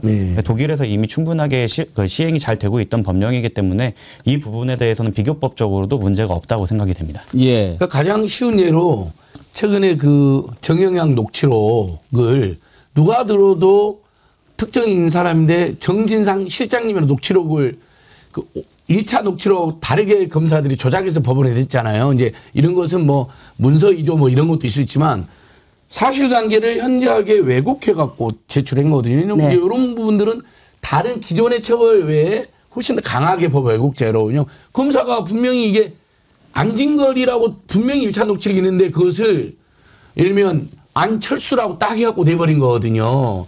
이제 이런 것들이 직접적으로 저는 규율이 될 거라고 생각을 해요. 그리고 그때도 그게 많이 예로 들려졌거든요. 분명히 사실은 안진걸인데 안철수다 이렇게 조작했다. 좀 더 아마 구체화시키는 노력은 있을 수 있다고 봅니다. 지금 받는 비판이 바로 이런 지점입니다. 아까 말씀드린 녹취 같은 거에 허위 공문서 작성 등으로 이미 처벌하는 규정이 있는데 우리가 법 왜곡죄에 대한 수요와 거기에 필요성을 너무 공감하다 보니까 법 왜곡죄가 이렇게 제정은 되었지만 그 내용 구체적인 내용을 조금 더 디테일하게 만들어서 정말로 법을 적용할 때 왜곡해서 적용했거나 그게 대표적인 예가 전 구속 취소라고 생각을 하고요. 그렇죠. 예, 이런 부분에 대해서 적용되게 해서 법률 형법에서 추구하고 있는 기본적 원칙인 법률의 명확성을 좀 잘 갖춰서 입법을 해서 위헌 시비가 좀 없도록 하는 것이 좋을 거라고 생각합니다. 그 검사의 공소권 남용에 대해서도 반드시 이 부분이 직접 적용될 수 있기 때문에 그 법을 왜곡했다라는 것이 이제 해석으로만 왜곡하는 것이 아니고 부당한 목적을 가지고 공소권을 남용한 경우 이 경우에도 법 왜곡죄가 처벌 가능한 조항이기 때문에 저는 이 부분 폭넓게 검사 수사기관 이 부분이 중요하다고 생각합니다. 누가 봐도 지난번에 지기현이가 시간 계산해가지고 풀어준 것은 법을 왜곡한 거가 확실하지 않습니까? 그러면은 법 왜곡죄가 신설이 되면 지난번에 했던 그 행위에 대해서 판단할 수 있습니까? 없습니까? 그 부분은 제가 말씀드린 것처럼 과거에 했던 일이 다시 반복되지 않기 위해서 법을 제정하지만 형사처벌이라는 것은 그 입법이 된 이후로 소급 입법이 된다 이거죠? 입법이 된 이후로 있었던 행위에 대해서만 처벌할 수 있지 소급 입법은 안 된다. 소급한 거에서 적용은 안 된다. 네네 그렇습니다. 그것도 집어넣어야 되는데. 김박박 디라라님, 조희대, 천대엽, 지기현, 이정재, 박정호, 정재욱 이런 법꾸라지들은 밀가루랑 소금 팍팍 넣고 비벼서 끓는 물에 팍 집어넣어야 합니다. 옳소. 그런데 김박박 디라라님, 밀가루 아깝지 않습니까? 저는 석회가루 넣었으면 좋겠습니다. 왜 아무도 안 오세요? 자.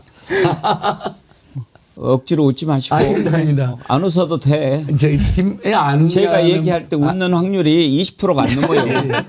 반성하고 있어요. 안 웃냐는 말씀이 진짜 웃겼습니다. 정말 웃겼습니다. 저도 모르게 터져나왔습니다.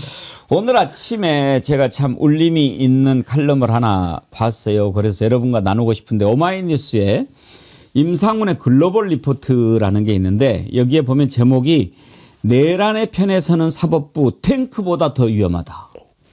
이런 제목이었어요. 그래서 야, 이거 뭐지 하고 쭉 봤는데 이제 최근에 그 내란 재판과 관련해 가지고 일어났던 브라질, 태국, 파키스탄, 칠레 이런 그 나라의 경우를 쭉 다루면서 이렇게 얘기합니다.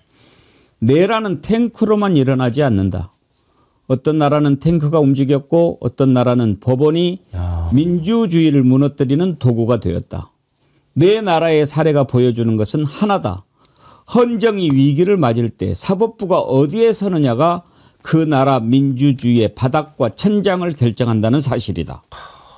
거리에서 실패한 내란이 법정 안에서 계속되는 순간 민주주의의 시계는 이미 뒤로 돌아가기 시작한다. 총은 눈에 보이는 폭력이지만 타락한 판결문은 제도 안에서 진행되는 조용한 내란이다. 탱크보다 더 위험한 것은 내란 세력과 시민 사이에서 중립을 가장하면서 실질적으로 내란의 편은 사법부다. 정말 면문이네요. 날카로운 통찰력 아닙니까? 그러면서 마지막에 이렇게 맺습니다. 민주주의는 스스로 무너지지 않는다. 방조와 침묵 그리고 책임을 끝내 회피하는 법의 결정들이 민주주의를 갉아먹는다. 역사는 총을 든 자의 이름만 기록하지 않는다. 그들에게 법의 이름으로 면죄부를 건네준 자들의 이름도 함께 적어 넣는다. 법원이 탱크보다 위험해질 때 그 나라는 더 이상 내란을 막연한 가능성으로 말할 수 없다. 그때부터 내란은 제도의 일부가 되고 그 나라의 DNA에 깊이 새겨진다. 비루한 판결들은 그 병든 구조를 떠받치는 나사와 못이 된다. 그 나라는 결국 법원 스스로 선택한 결말과 마주하게 된다. 정말 울림이 큰 글이었는데요. 여러분도 한 번씩 쭉 읽어보시면 얼마나 이 사법부의 존재가 중요한가. 그러면서 지금 대한민국 사법부가 얼마나 내란을 방치하고 오히려 지금 제2의 내란 수괴가 조희대 사법부인가 알 수 있게 되는 겁니다. 저는 정말 정구성 변호사님 지금 조희대 사법부는 제2의 내란 수괴라고 생각합니다. 저는 그래서 이제 특검이 종료가 된 다음에도 수사가 계속 이어져야 된다는 입장입니다. 왜냐하면 사실 조희대를 비롯한 수많은 거기 부역자들에 대해서 그 고소 고발이 이어졌는데요. 이 부분에 대해서는 사실 아직 수사가 나아가지 못한 부분이 있습니다. 그래서 종합특검이건 어떠한 방법이든 해서 이 사법부에 대해서도 내란 때 어떻게 준비를 했고 어떻게 동조하려고 했는지 그리고 그 이후에 자신들의 치부가 드러나는 것을 막기 위하여 어떤 움직임을 조직적으로 가져갔는지를 좀 밝혀내야 말씀하신 대로 이제 민주주의를 지키는 그런 일이 될 거라고 생각을 합니다. 예. 사법부는 반드시 우리가 이번 기회에 정리해야 됩니다. 만약에 사법부가 무너지면 우리 국민은 기댈 데가 없습니다. 그런데 조희대 같은 자가 사법부를 이끌고 있어가지고는 그건 기대할 수 없는 사법부입니다. 대한민국의 정의를 가로막고 있는 자가 사법부의 수장으로 있다? 그걸 용서할 수가 없죠. 그건 잘못된 겁니다. 바로 잡아야 합니다. 조희대, 천대엽, 지기현 그리고 사민박 반드시 이 자들의 잘못은 가려내고 밝혀내고 단죄해야 대한민국 사법부가 바로 서고 다시는 이렇게 눈치 보면서 내란에 가담하고 이런 판사들 안 나올 겁니다. 정리해야지요. 어제 이재명 대통령이 기자회견을 2번이나 했습니다. 참 바쁜 일정이었어요. 12.3 1주년을 맞아가지고 용산 대통령실에서 특별 성명 발표하고 국내 기자들하고 기자회견을 하고 그리고 곧바로 청와대로 옮겨가지고 외신 기자들과 기자회견을 했는데 아주 외신 기자들이 많이 왔더라고요. 얼마나 궁금한 게 많이 있었겠습니까? 그중에서 특히 미중 관계에 관련된 질문에 이런 비유를 들었어요. 대한민국 속담에 싸움은 말리고 흥정은 붙이라고 했다. 그렇게 얘기를 하는데요. 저는 그걸 보면서 참 그 외신 기자들한테 적절한 속담을 소개하는구나 하면서도 마음 한구석에 참 흐뭇했어요. 자, 우리가 언제부터 이렇게 미국과 중국을 가운데서 컨트롤하는 운전석에 앉게 됐는가. 너무나 자랑스럽고 뿌듯했지 않았습니까? 한번 들어보시죠. after Prime Minister Sanai Takaichi suggested her country could intervene militarily against the Chinese attack on Taiwan. Beijing has urged its citizens to avoid traveling to Japan, and a number of cultural events have been cancelled. Can you pledge your backing to Japan in this dispute? And if Taiwan were attacked by China under your presidency, would South Korea come to its aid? 대한민국 속담에 싸움은 말리고 흥정은 붙이라고 하는 말이 있습니다. 일본과 중국이 갈등을 겪고 있는데 우리가 한쪽 편을 들거나 그렇게 하는 것은 갈등을 격화시키는 요인입니다. 개인 간의 관계도 마찬가지고 국가 간 관계도 마찬가지지만 최대한 공존하고 존중하고 협력하는 것이 바람직합니다. 특히 동북아는 경제적으로 매우 활력이 있지만 또 군사 안보 측면에서는 매우 위험한 지역입니다. 이런 지역일수록 공통점을 찾아내기 위해서 노력하고 협력할 부분을 최대한 찾아내서 협력하는 게 바람직하겠다는 생각이 듭니다. 가능한 영역이 있다면 우리로서도 갈등을 최소화하고 중재 조정할 수 있는 부분이 있다면 그 부분의 역할을 하는 게 더 바람직하겠다 이렇게 생각합니다. 제가 아까 미중이라고 잘못 소개했죠. 중일 관계에 대한 질문이었죠. 근데 저는 참 요즘에 이재명 대통령 기자회견이나 뭐 이렇게 발표하는 거 들을 때마다 어쩌면 저렇게 아는 것도 많고 말도 잘하고 보지도 않고 저렇게 하시나. 제 주변 지인 중에 정치 거의 뭐 무관심층이라고 할 수 있는 사람이 있는데 아니 윤석열이 그렇게 난리쳤으니까 어쨌든 이번 대통령 이재명은 찍어야지 그 정도까지밖에 생각을 미치지 않고 뭐 정치 진짜 관심이 없는데 이번에 이재명 대통령이 6개월도 안 된 이 기간에 대통령으로서 하시는 모든 일들을 보면서 저한테 그런 얘기를 해요. 아니 이재명 대통령 10년 할 수 있는 방법 지금부터 찾아야 되는 거 아니야? 아니 지금부터 찾아야지. 10년은 해야 돼. 그래야 우리나라 회복돼. 그런 얘기를 하더라고요. 정말 깜짝 놀랐습니다. 예, 저는 어제 집회 나갔다가 그 이재명 대통령이 경기도지사 시절에 기조실장했던 최원영 씨라는 분을 잠시 만나서 인터뷰했는데 이제 기조실장이면 도지사 바로 옆에 붙었잖아요. 그냥 일 하나 말해봐라. 시민들이 궁금해한다. 어떤 스타일인지. 그 참모들이 정책 자료, 뭐 설명 자료를 200장, 300장, 300장 이제 각 부서가 다 올렸대요. 근데 회의할 때 그 전에 도지사들은 대충 읽고 오는 게 눈에 띄었는데 깜짝 놀랐다. 다 읽고 와버렸다는 거예요. 그 사람 딱 이야기하더라고. 다 읽고 와서 본인들이 깜짝 놀랐다. 그래서 일을 너무 시켜서 너무 힘들었다란 말 하더라고요. 그건 정말 팩트인 것 같아요. 그건 과장은 아닌 것 같더라고요. 그러니까 어떤 질문에도 대부분 어제 심지어 무슨 상속세 관련 질문도 나왔는데도 그것도 딱 모르는 게 없어요. 네, 모르는 게 없잖아요. 정확히 논점을 알고 있어요. 저만 그런 생각 갖는 게 아니에요. 우윤희님 어쩌면 저렇게 간결하고 전달이 천재적일까요? 휴트 베이글님 대한민국은 이재명 대통령님 보유국입니다. 하루가 행복합니다. 막 그런 마음 들지 않아요? 맞습니다. 저 발언 자체가 가장 국익에 부합한 태도인데 그거 정말 간단하고 명료하고 이해가 쉽게 그리고 준비되지 않은 질문이었을 때도 불구하고 딱 속담을 인용하는 것 자체가 실력을 보여줬다고 생각을 하고요. 무지성 친일로 손해만 보고 우리만 사실 불이익을 봤던 모 정부와는 좀 비교가 되는 부분이 아닌가 싶습니다. 예, 실력이 있어요. K민주주의 요즘에 우리가 다 쓰잖아요. 네. 그것도 이재명 대통령이 만들었더라고요. 그 말을 본인이 직접 얘기를 했는데 들어보시죠. President of the Republic of Korea, 이재명. 작년 12월 3일 국회로 달려오면서 군사 쿠데타를 막을 수 있는 힘은 오로지 국민뿐이다. 국민 여러분, 지금 국회로 와 주십시오. 이 쿠데타를 막을 수 있겠다는 생각으로 방송을 했습니다. 이 과정에서 언론의 역할 매우 감사하게 생각합니다. 세계 시민 여러분께도 감사드립니다. 전 세계에서 민주주의를 위해서 싸우고 있는 세계 시민 여러분, 민주 지도자 여러분께도 감사와 동시에 응원의 말씀을 드리면서 희망을 가지시기를 기대합니다. 고맙습니다. K민주주의가 다른 민주주의랑 뭔가 좀 뭐 독특한 유니크한 무엇이 있어서 K민주주의라고 명명을 하셨는지 궁금하고요. 제가 K민주주의란 말은 제가 만든 말인데 집단 지성에 의한 평화적이고 아름다운 직접성, 맡기지 않고 직접 행동한다. 행동하되 폭력적이지 않게 평화적으로 아름답게 한다. 그리고 포기하지 않는다. 그런 특성이 있다고 생각해요. 민주주의를 향해서 끊임없이 투쟁하고 있는 많은 세계 시민 또 민주주의 지도자들께 대한민국을 바라 현실로 있지 않냐. 아테네는 먼 이상 속에 있는 민주주의지만 대한민국 민주주의는 현실적인 모범이다. 당당하게 말씀드릴 수 있습니다.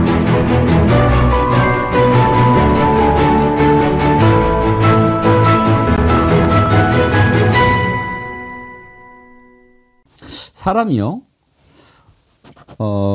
어떤 자리에 가기 전에 보여줬던 모습과 좀 다를 수가 있어요. 무슨 말씀이냐면, 제가 이재명 대통령 몇 번 인터뷰를 했거든요.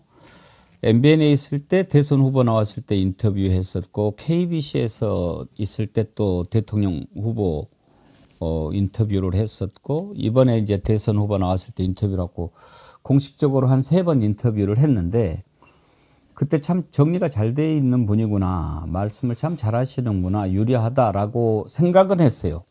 그런데 대통령이 된 후에 이렇게 하는 발언, 메시지, 그다음에 응대하는 거 이런 거 보면, 야, 정말 대단하구나. 그 전에 보여줬던 모습은 뭔가 자기를 좀 감추고, 그러니까 감춘다는 게 그 나쁜 뜻이 아니고 도광양회라고 그러잖아요. 네. 정말 대단한 것을 가지고 있는데 그걸 드러내지 않고 기회를 보고 있었던 그 모습이었구나. 제가 이제 깨닫게 되는 거예요. 막 겉으로는 막 뭐 된다는 척 하는데 나중에 보면 아무것도 아닌 거. 그게 이제 대표적인 윤석열인 거죠. 어퍼컷만 했지 지가 할 줄 아는 게 뭐가 있었어요. 그냥 실력이 드러나 버리는 거예요. 윤석열이 가가지고 일본에서 독도 얘기 나왔는데 아무 말도 못하고 돌아오니까 그냥 독도가 일본 땅인 것처럼 돼버렸잖아요. 거기서 뭐 오므라이스인가 술만 처먹고 돌아온 거 아니에요. 이런 자가 나라의 대통령으로 있으면 나라가 망해버리는 겁니다. 독도와 관련해서 딱 정해진 매뉴얼이 있거든요. 그걸 그대로 했으면은 그런 망신이나 그런 국가적인 망신을 안 당하는 거죠. 독도와 관련해서도 어제 이재명 대통령이 발언한 게 있습니다. 들어보시죠. 최근에 한일 급반 당국 간에 협력이 잘 되지 않는 경우도 있었습니다. 그리고 사독한산 문제도 아직은 한일 간에 의견이 일치하지 않는 부분도 있다고 생각합니다. 국방 당국 간의 갈등, 그다음 사도강산과 관련된 갈등, 이런 것들을 어떻게 해결할 거냐, 또 앞으로 한일 관계를 어떻게 할 거냐, 이런 질문 같습니다. 미국과 중국도 엄청나게 갈등하고 심하게는 대결적 태도를 보이지만 또 다른 면에서는 협력하고 소통하고 그러고 있죠.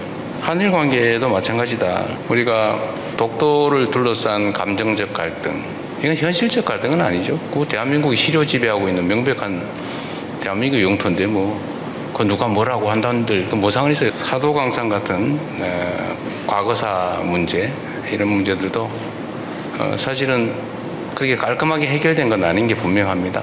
그러나 또 이것도 하나의 과제로 우리가 안고 있으면서 그것 때문에 다른 영역까지 다 연결시켜서 다 포기할 필요는 없다는 생각이 듭니다.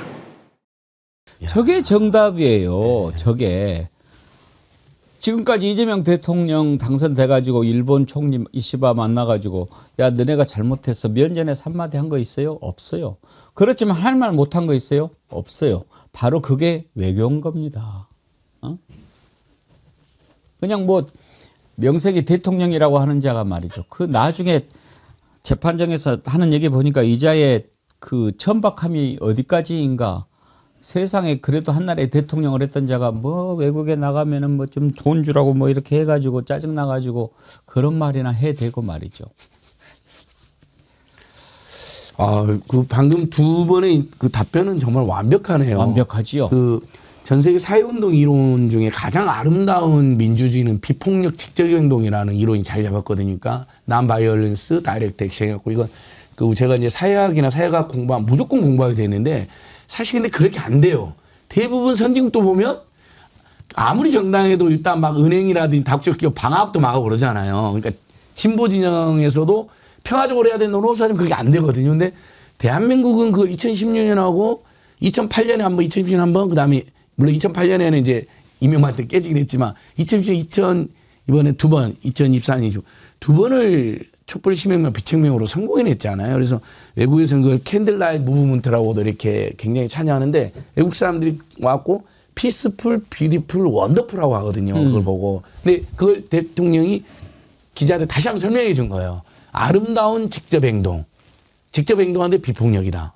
그러니까 그 사회학 이론에 나와 있는 것을 대한민국은 해버렸기 때문에 그러니까 K민주주의라고 딱 정리를 한 거예요. 다른 나라는 그거 안 됩니다. 못 되고 있어요. 아직도요. 좀만 보여도 일단 폭력이 발생합니다. 누구에 의해서든지 간에.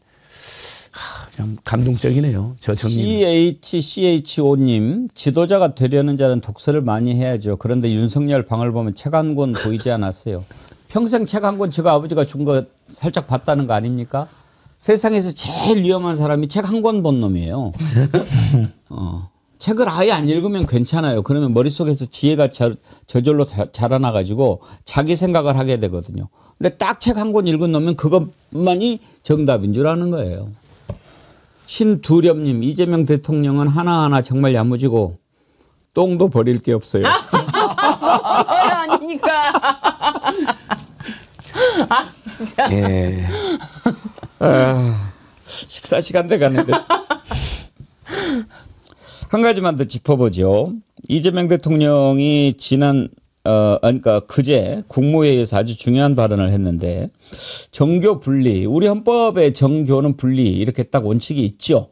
그런데 이번에 내란 특검 또 김건희 특검 하는 과정에서 보면 통일교, 신천지 이런 종교 또 거기에 정광훈이까지 사실 정통 기독교라고 볼 수 없는 자들입니다. 사입이죠. 근데 지금 뭐 신천지는 사이비로 딱 규정이 돼 있습니다. 신천지가 사이비냐 아니냐. 사이비는 뭐냐면요. 가짜가 사이비가 아닙니다. 진짜인 것처럼 보이는 게 사이비인 거죠. 그런데 신천지는 사이비죠. 신천지가 딱 일반 기성 교단에 침입해가지고 막 이런 식으로 하는 짓들을 많이 하고 있는데 지금 국힘당은 뭐 신천지를 사이비라고 발언했다고 김종혁 최고위원, 전 최고위원을 뭐 조사한다고 그렇게 얘기를 합니다. 무슨. 자, 그래서 이거는 정말 좀 방법을 찾아야 되는 거 아닌가 그런 여론이 높은데 이재명 대통령 발언 한번 듣고 생각해 보겠습니다. 종교와 정치를 구분하는 거는 정말로 중요한 헌법적 결단이잖아요. 헌법이 있잖아요. 이게 지금. 정교 분리 원칙은. 근데 이게 헌법 위반 행위인데 이걸 방치하면 헌정 질서가 파괴될 뿐만 아니라 이게 종교 전쟁 비슷하게 될 수도 있어요. 그래서 이거는 매우 심각한 상황이라 하여튼 일본에서는 해산 재단 법인 해산 명령을 했다는 것 같아요. 그것도 한번 검토해 보시고 법제처가 검토해 보시고 실행 계획 프로그램도 그런 거 나오면 그럼 법제처가 좀 주관을 해가지고 어느 부처가 담당하는 건지 뭔 일이 필요한지를 그럼 별도로 나중에 국무회의 보고를 한번 해주십시오. 일본에서는 아베 총리 암살 직후에 그 범인이 통일교에 엄청난 헌금을 갖다 바친 그 자신의 모친 때문에 이런 짓을 저지른 게 드러나가지고 지금 재판이 진행 중이죠. 일단 그 일본에 있는 통일교 재단을 해산하라는 명령을 정부가 내렸죠. 네, 그렇습니다. 네. 1심에서 재판에서도 그렇게 해산 명령이 내렸기 때문에 지금 통일교에서 사실은 우리나라 정치권에 굉장히 많이 더 영향을 가려고 했던 것이 이미 그런 명령이 나올 걸 알고 또 통일교에 어마어마한 그 일본 통일교에 어마어마한 그 돈이 있는데 그 돈을 한국으로 옮기는 작업 때문에 더 국민의힘의 강한 로비를 통해서 정치권에 들어오려고 했던 게 사실이죠. 그 일본 같은 경우는 종교법인법이라는 법이 있어서 그 법을 통해서 바로 해산을 한 것 같습니다. 근데 대한민국의 경우에는 아직 종교법인법이나 이렇게 종교 단체를 관리하는 법이 따로 없기 때문에 이 부분은 지금 민법상 기본 원칙으로 돌아가서 해산을 해야 되는데 재단법인 같은 경우에는 재단의 목적 사항에 따라 다른 행위를 하거나 위법 사항이 있으면 해산이 쉬운데 이게 사단법인이나 다른 구성으로 되어 있으면 사실 해산이 어려운 실정입니다. 그래서 아마 법제처에 이제 법제처를 주무관청으로 해갖고 준비하라는 말씀하신 취지 같은 경우에는 종교법인법이나 이러한 법제도의 그 입법을 통해서 조금 준비해야 될 부분이 있기 때문에 그런 것으로 보입니다. 그러니까 이렇게 되어 있습니다. 그 대한민국 종교 집단은 안에 보면 무슨 사단법인, 재단법인이 있는데 그건 산하기구인 경우가 많고요. 이제 여러분들도 교회나 사찰자면 아시겠지만 그냥 임의 조직입니다. 임의 종교 조직. 그래서 뭐 법률적으로는 우리가 비법인 사단이라는 말도 쓰는데 이건 NGO들도 다 비법인 사단으로 되어 있거든요. 사단법이나 재단법이나 안 하면. 그러니까 법인 해산 명령을 내릴 수가 없는 거죠. 비법인 사단이. 근데 다만 비법인 사단인데 정관의 종교기관으로 명시가 돼 있는 경우에 그 분명히 그 정관이 예를 들면 정교분리 원칙을 헌법상 표방했는데 종교에 아니 정치에 이렇게 불법 부당 개입했다든지 또는 그런 정관이 없이 아예 정치에 개입하는 걸 써놨다는데 이런 건 반사회성 그다음 헌법 위반이 분명하고 전 이재명 대통령도 굉장히 잘 지적한 게 통일교가 저렇게 사이비가 정치에 뛰어들잖아요. 불법적으로. 그럼 다른 사이비들도 뛰어들고요. 그다음에 이제 그 사이비를 막기 위한 종교 세력도 또 뛰어듭니다. 그러게 되면 이제 종교 세력과 다른 종교 세력 또는 사이비 간의 사이비 또는 종교 간의 사이비 세력 서로 경제욕구 싸움이 나게 되는 거예요. 이게 이제 굉장히 위험한 상황인데 그런 부분에 있어서 법제처가 법을 새로 만들어서 또는 기존 법에서 어떤 정을 하나 할까지 이걸 연구해라는 이제 지침이신 거죠. 이건 너무 잘 제안해 주신 것 같습니다. 예. 지금 통일교에 대해서도 계속 특검 조사가 계속되고 있는데 만약에 통일교가 추구하는 것이 이런 식으로 더러운 돈을 전달해주고 비례대표 몫을 하나 받아가지고 대한민국 국회에 통일교가 심어놓은 첩자가 하나 들어와서 좌지우지하게 된다면 그게 미칠 해악은 상상하기 힘들죠. 그렇습니다. 제가 다시 정리해서 말씀드리면 민법 38조에는 법인 설립 허가 취소가 있습니다. 재단법인, 사단법인 구별이 없이 법인의 설립 허가를 취소할 수 있는 규정이 있는데 거기 내용 중에는 법인이 목적 외 사업을 하거나 뭐 종교 법인 같은 경우는 종교 외 목적 외 사업을 하거나 아니면은 설립 허가 조건에 위반하거나 가장 중요한 거 기타 공익을 해야 하는 행위입니다. 기타 공익을 해야 하는 행위를 할 경우에는 주무관청에서 이 설립 허가를 취소해버릴 수가 있고요. 설립 허가를 취소해버리면은 이거는 법인 해산 사유가 됩니다. 그런데 지금까지 주무관청에서 이 법인들에 대해서 설립 허가 취소를 적극적으로 한 적이 없기 때문에 마치 우리나라에서는 종교 법인을 어떻게 해산하지? 라고 생각할 텐데 공익을 해야 하는 행위가 심이 깊고 지금 이렇게까지 종교재단에 대해서 수사된 적이 없습니다. 무엇보다 정치인들은요. 종교를요.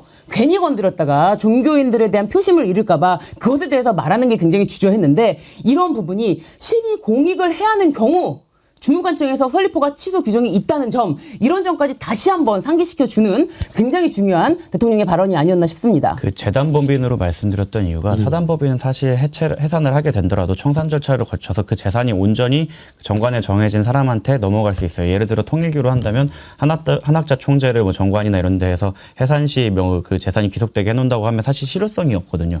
그 법적으로 구성된 사단만 없어지는 거지 그 조직과 재산이 그대로 남기 때문에 그래서 실효성이 보통 재산법인 같은 경우에 날아가면서 재산 문제가 생기기 때문에 실효성이 있는 건데 이거는 종교법인법을 입법을 해서 이제 말씀하신 사입이나 이런 다른 문제가 많은 이제 종교 부분에 대해서도 관리 감독을 할 수 있게 만들면서 해산을 또 좀 더 유효할 수 있게 그 재산과 조직을 좀 직접적으로 해체하거나 타격을 가할 수 있는 입법이 필요하다고 생각이 듭니다. 예, 끝으로 어제 12.3 1주년 맞아서 시민 대행진 강추에도 시민들이 많이 모였는데 특히 이제 관심을 모았던 장면 하나가 우원식 국회의장이 시민들을 안내하면서 되게 이제 도슨트라고 그러죠. 예. 뭐 이렇게 막 설명도 해주고 그런 역할을 직접 맡았는데 아까 말씀드린 것처럼 그 계엄군이 부수고 들어온 그 창문 이렇게 소개하는 것들 참 인상이 깊었는데 그 장면 한번 보시죠. 여기가 707 특수단이 유리창을 깨고 들어간 곳입니다. 여기는 역사적 현장으로 국회가 그대로 둬야 되기 때문에 여기를 잘 보존하기 위해서 이렇게 만들어 놨고요.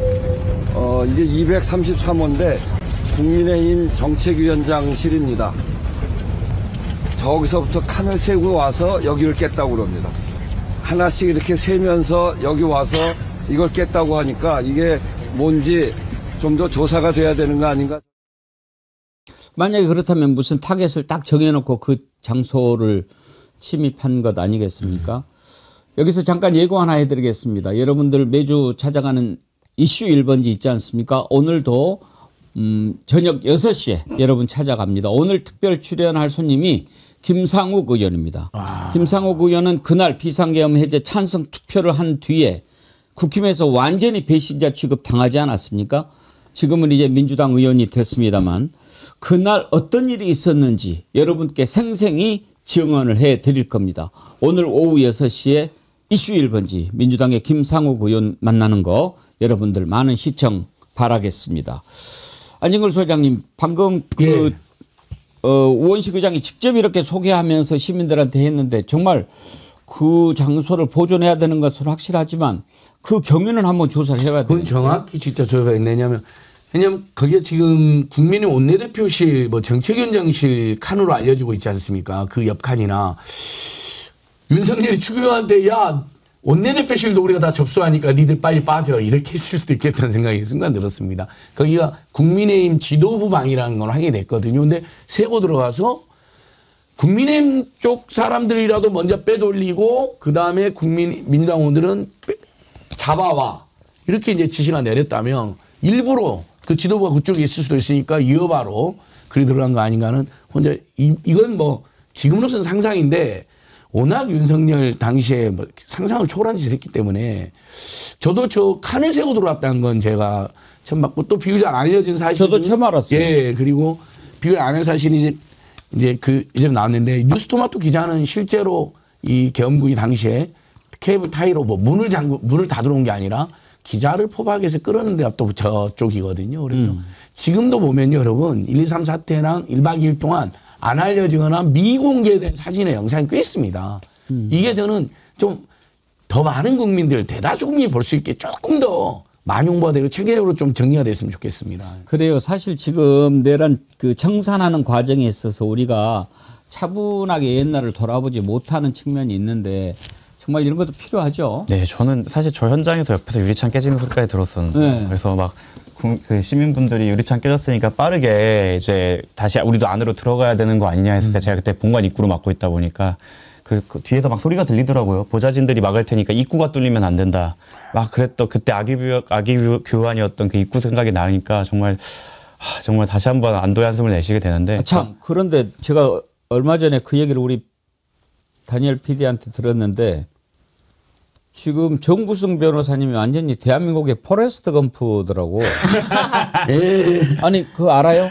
그 12.3 내란 때 국회에 계셨다면서요? 네, 본관 입구로 맡고 있던 3명 중 한 명이었습니다. 12구 이태원 참사 현장에도 계셨다면서요? 그때도 현장에 있었습니다. 그때도 10분 차이로 그 골목을 벗어나서 있었습니다. 호호. 또 뭐 있어요? 박정훈 대령님 변호인하고 있고요. 강혜경 씨 변호인 하고 있고요. 그리고 박정훈 대령님이 그 체포될 현장에도 계셨어요. 저는 이제 공판 단계에서 들어가서 세월호 참사 때 그 배는 안 타고 있었나요? 다행히 그때는 학생이었습니다. 이렇게 그 두 역사적인 현장에 있다는 게 참 목숨이 도대체 몇 개인가 싶을 정도로. 그리고 막 풋살 모임 이런 데도 막 나오세요. 네. 풋살이 갑자기 왜 나옵니까? 아니, 왜냐면 역사적인 현장 얘기하고 있는데. 포레스트 검프 보면 역사적인 현장이 있는데 사적인 것도 열심히 하잖아요. 막 럭비도 열심히 하고 막 수영도 열심히 하고 제니도 열심히. 우리 안진걸 소장 말은 끝까지 들어가야 돼. 그러니까 이제 역사라는 건 또 사적 공간이랑 공적 공간이 결부된 건데 공사 공간 다 메말려 계세요. 네. 포레스트 검프가 맞습니다. 알겠습니다. 자, 2부에서는 민주당의 김준혁 의원님 만나봅니다. 또 김준혁 의원도 김건희의 그런 그 역사적인 모독과 관련해서 또 들려줄 얘기가 많이 있을 것 같아서 기대가 되고요.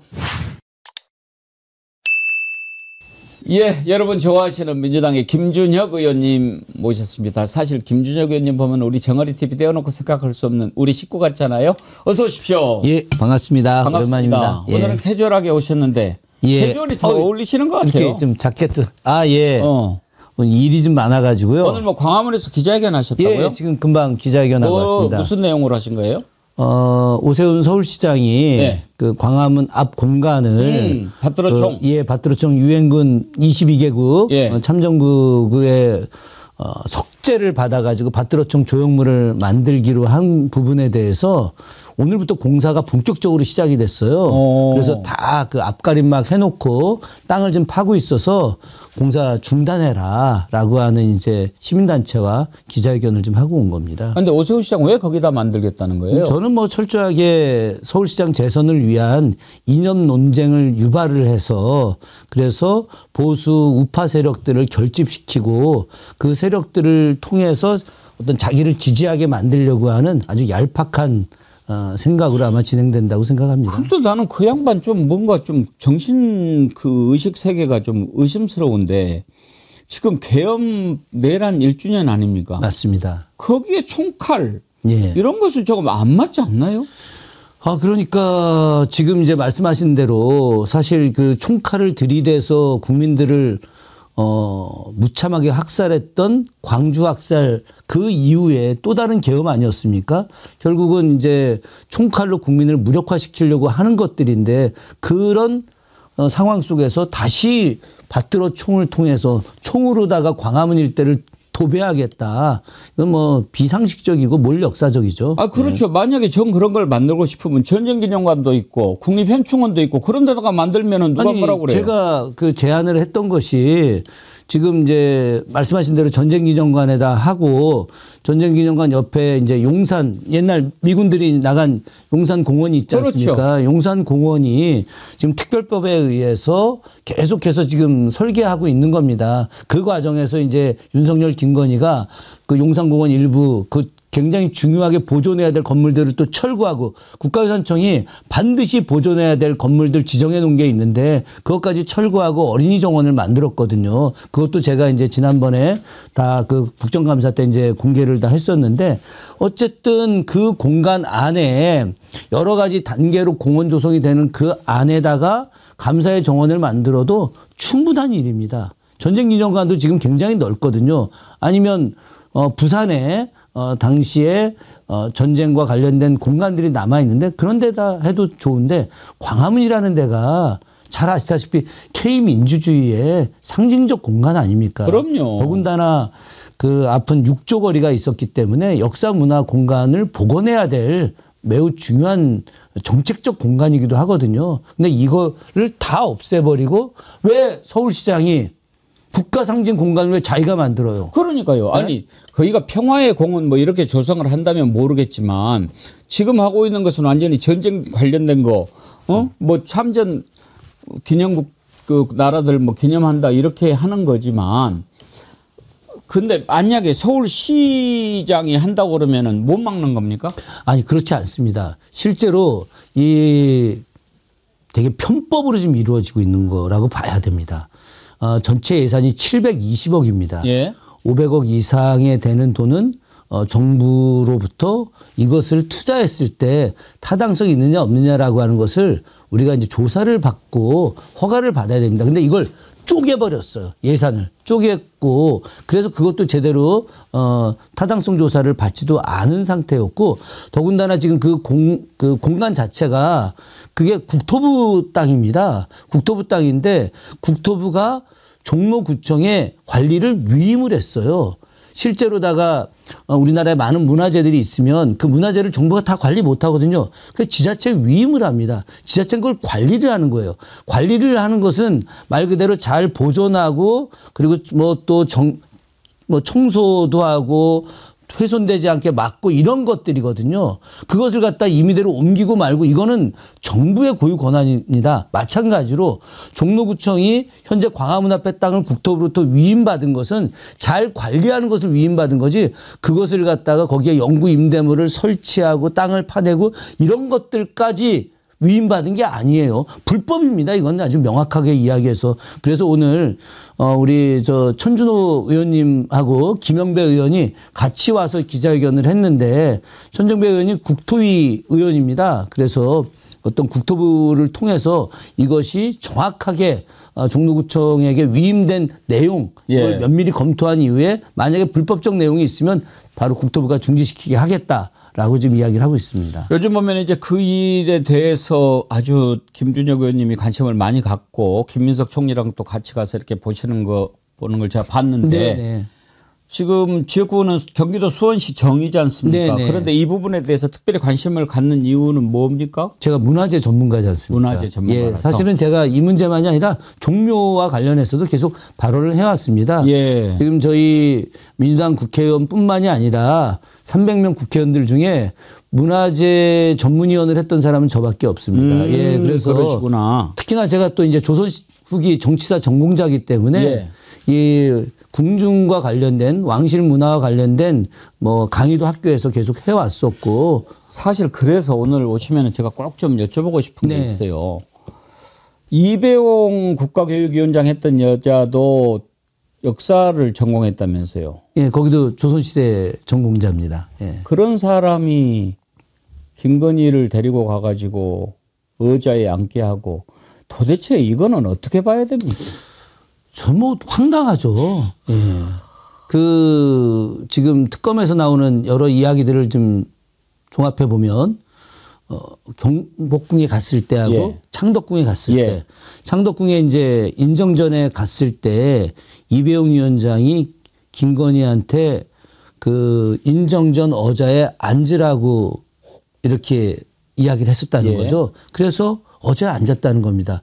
저는 조선시대 전공자였던 더군다나 이화여자대학 총장까지 했던 그 분이 국가교육도 위원장이고 한 분이 그 국왕의 상징 공간인 의자에 김건희를 앉게 했다는 것 자체가 전 납득이 안 가고, 근데 경복궁에 갔을 때는 자신이 경복궁 근정전에 대해서 설명하고 있는데 이미 보니까 김건희가 의자에 앉아 있더라는 거 아닙니까?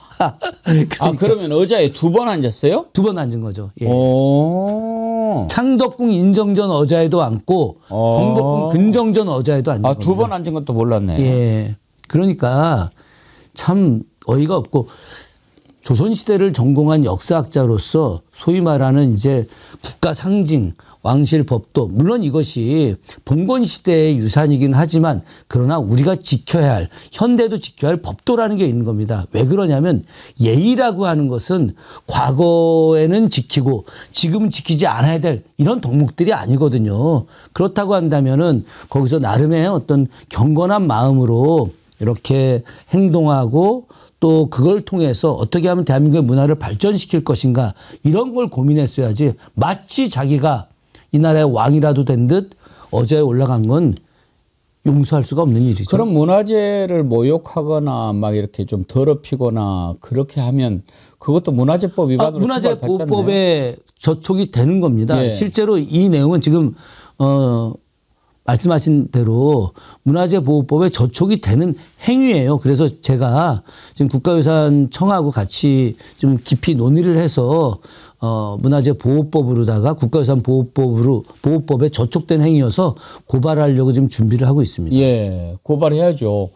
그리고 뭐 그 문화재들을 대통령실로 빌려가 가지고 안 돌려줬다가 나중에 돌려줬는데 몇 개는 또 파손되고 그랬다고 그러던데. 그러니까 김건희가 그 경복궁의 건청궁이라는 데를 이제 간 겁니다. 그걸 사실 이제 마지막으로 여쭤보고 싶었던 건데 제일로 궁금한 게 그거거든요. 네. 그 건청궁에 가가지고 곤영합? 네, 곤영합이죠. 곤영합에는 윤석열이랑 단둘이 들어가서 10분간이가 있었다는 거 아니에요? 네, 그렇습니다. 그래서 사실 이제 제일 궁금한 게 곤영합은 뭐 하는 데고? 예. 거기에 윤석열하고 김건희가 병원도 못 들어가게 하고 둘이서만 10분 동안 무슨 짓을 했을까?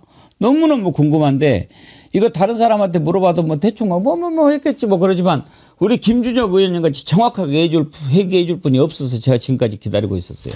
그러니까 그 곤영합은 건청궁이라고 하는 어떤 궁에 있는 왕비 침전입니다. 그러니까 그 건청궁이라는 게 그럼 또 뭐냐? 예. 건청궁은 경복궁 안에 있는 겁니다. 그럼 경복궁 안에 또 다른 궁이 있다? 이해가 잘 안 가시죠. 그러니까요. 그럼 왜 그 안에 궁이 있느냐? 그 궁을 만든 주체는 누구냐? 이게 김건희하고 매우 중요한 연관관계가 있는 겁니다. 오. 경복궁은 태조 이성계 때 처음 이제 만들어져서 실제로 1395년, 그러니까 1392년에 조선이 건국됐는데 당시 개성의 고려의 왕궁이었던 수창궁에서 태조가 즉위를 합니다. 그러면서 이제 천도 이야기가 나오게 됐고, 그래서 잡은 공간이 바로 현재 경복궁 자리입니다. 경복궁 위에 지금 청와대 자리 있지 않습니까? 예. 청와대 자리는 고려시대 후기에 숙종 이후에 거기에 한양을 이제 지금의 서울을 남경으로 설치를 하고 거기다 궁을 지었습니다.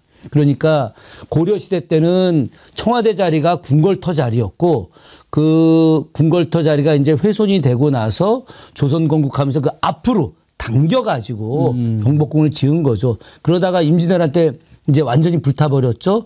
그러다 고종 때 다시 지었습니다. 흥선대원군이 주도해서 다시 지었는데 그때도 건천궁은 없었던 거예요. 그러다가 흥선대원군이 집권 10년 만에 쫓겨납니다. 아들에 의해서, 정확히 말하면 며느리에 의해서 쫓겨나는 거죠. 명성황후에 의해서. 그 명성황후가 자신의 공간을 따로 만들고 싶어 했어요. 실제로 국가 통치자가 고종이 아닙니다. 당시 여러 기록들을 보게 되면 고종이 좀 무능했거든요. 그럼 명성황후가 V0였네. V0였죠. 그래서 실제로 그 고종이 명성황후를 옆에다 두고 업무보고를 같이 받았어요. 예. 조선 역사에서 유일한 사례입니다. 당시 대비들이 어린 10살 미만의 왕이 즉위했을 때 뒤에 어자 뒤에 이제 발을 내리고 수렴청정한다 이런 건 있지만 이게 오래 가는 게 아니거든요. 한 뭐 3, 4년 하다가 이제 왕이 15살쯤 되게 되면 발 걷고 국왕이 친정을 하게 되는데 명성황후 같은 경우는 자기 남편이 무능하고 자기가 더 똑똑하거든. 그래서 본인이 옆에서 업무복을 듣는 거예요. 그러니 대신들이 누구한테 더 잘하겠습니까? 당연히 왕비한테 잘하죠. 실권이 다 왕비한테 있는 거죠. 그러니까 왕비가 자기 척족 세력들, 자기는 천혜단신 고아 아니었습니까? 그러니까 고아다 보니까 친인척들이 없으니까 영민 씨들 다 불러갖고 뭐 몇천 불러서 다 오빠 삼고 동생 삼고 한 거 아닙니까? 민영이 뭐 이런 사람들 다 이렇게 해서 가장 중요한 권력 쥐어주고 이제 정치를 했는데 자신이 직접 정치할 수 있는 공간이 필요한 거예요. 그래서 궁 안에 또 다른 궁을 만든 겁니다. 그게 건천궁이에요. 그게 건천궁이고 그 건천궁 안에 왕비의 공간이 바로 곤영합입니다. 그 명성황후의 침소였군요. 침소이면서 정치적 공간이죠. 실제로 조선시대 왕실이 경복궁이다 그러면 근정전에서 정치를 한다고 생각하지 않습니까? 예. 그러나 거기는 한 달에 4번밖에 조회를 안 엽니다. 그리고 실제로는 이제 사정전이라고 하는 생각사자, 정치를 생각하면서 해야 된다. 이걸 편전이라고 부르는데 여기에서 정치를 하는데 그런데 이 공간보다 제일 많이 활용되는 공간은 침전입니다. 예. 그래서 국왕의 침전은 침전과 동시에 정치의 공간이죠. 바로 건천궁의 곤영합. 곤이라는 게 땅을 의미하는 거잖아요. 그러니까 옛날에 중전마마 부를 때 왕비마마, 중전마마, 곤전마마 이렇게 불렀지 않습니까? 그 곤전이 편안하게 있는 공간이다라고 해서 곤영합인데 이 공간은 완전히 명성황후의 공간이고 그래서 김건희는 실제 자기가 V0 아닙니까? 그러니까 과거 조선 말기에 한말에 V0 역할을 했던 명성황후의 공간을 직접 가보고 싶어 했던 거 이거 하나 하고 저는 명성황후가 이제 억울하게 돌아가셨지 않습니까? 명성황후가 돌아가신 이 내용이 100년 만에 공개가 됩니다. 그러니까 당시에 각국 공사들이 이제 대략 내용을 이제 알고 있었지 않습니까? 러시아 공사, 미국 공사, 영국 공사, 독일 공사, 프랑스 공사 다 알고 있는 거예요. 이 공사들이 당시 내용이 너무 충격적이었죠. 왜냐하면 본 사람들이 다 있고 듣는 내용들이 있으니까. 그래서 각국 본국에 보고를 다 합니다. 보고를 했는데 그 본국에서도 이 내용이 너무 충격적이어서 보통 탑시크리트가 1급 비밀이 30년 뒤에 봉인 해제가 되는데 이건 세계 모든 나라들이 합의를 해서 100년 지정을 했어요. 그래서 1895년에 있었던 을미 사변이 1995년에 그 문서가 해제가 됩니다. 그래서 그때 우리가 얼마나 충격적이었는지 알게 된 겁니다. 이 자리에서 다 이야기할 수는 없는데 그런데 그 충격적인 내용이 그 앞에 시대에 왜 몰랐겠습니까? 그래서 명성황후는 우리나라 무속계에 가장 의미 있는 존재. 실제로 여자들로 무속신앙의 최고위 무속신앙이 된 사람이 2명이 있는데 한 명이 단종의 부인 송비 또 한 명이 명성황후입니다. 남자로는 뭐 잘 아시겠지만 공민왕 그리고 최영 장군 뭐 이런 분들 아닙니까? 임경업 장군. 근데 억울하게 돌아가신 사람들 그 혼령을 이제 이렇게 무속에서 받드는데 명성황후는 그런 무속에서 최고의 인물이었죠. 예. 그래서 저는 김건희가 사이비 무속인 아닙니까? 그렇죠. 그래서 이 사이비 무속인이 바로 그 현장에 가서 저는 영적 기운을 얻으려고 전 간 것이다. 그런데 윤석열하고 같이 들어간 거는 뭐 때문일까요? 윤석열이랑 같이 들어간 것은 뭐 여러 내용들이 있죠. 뭐 두 사람이 거기서 은밀한 행동을 했다. 차마 말할 수는 없지만 네. 뭐 그런 얘기도 있고 성관계 이런 건 아니었을 것 같은데. 그런데 대략 지금 나오는 이야기가 거기서 두 사람이 뭔가 구술했다. 그때 있던 사람들 제가 지금 조사를 하고 있습니다. 실제로 지금 국가유산청이 김건희가 종묘 간 거, 경복궁 간 거, 창덕궁 간 거 관련해서 그걸 세밀하게 조사하기 위해서 TF를 구성을 했습니다. 김건희가 국립고궁박물관 수장고까지 가갖고 직접 본 거 아닙니까? 예. 아니 김건희가 왜 국립고궁박물관 수장고를 가겠습니까?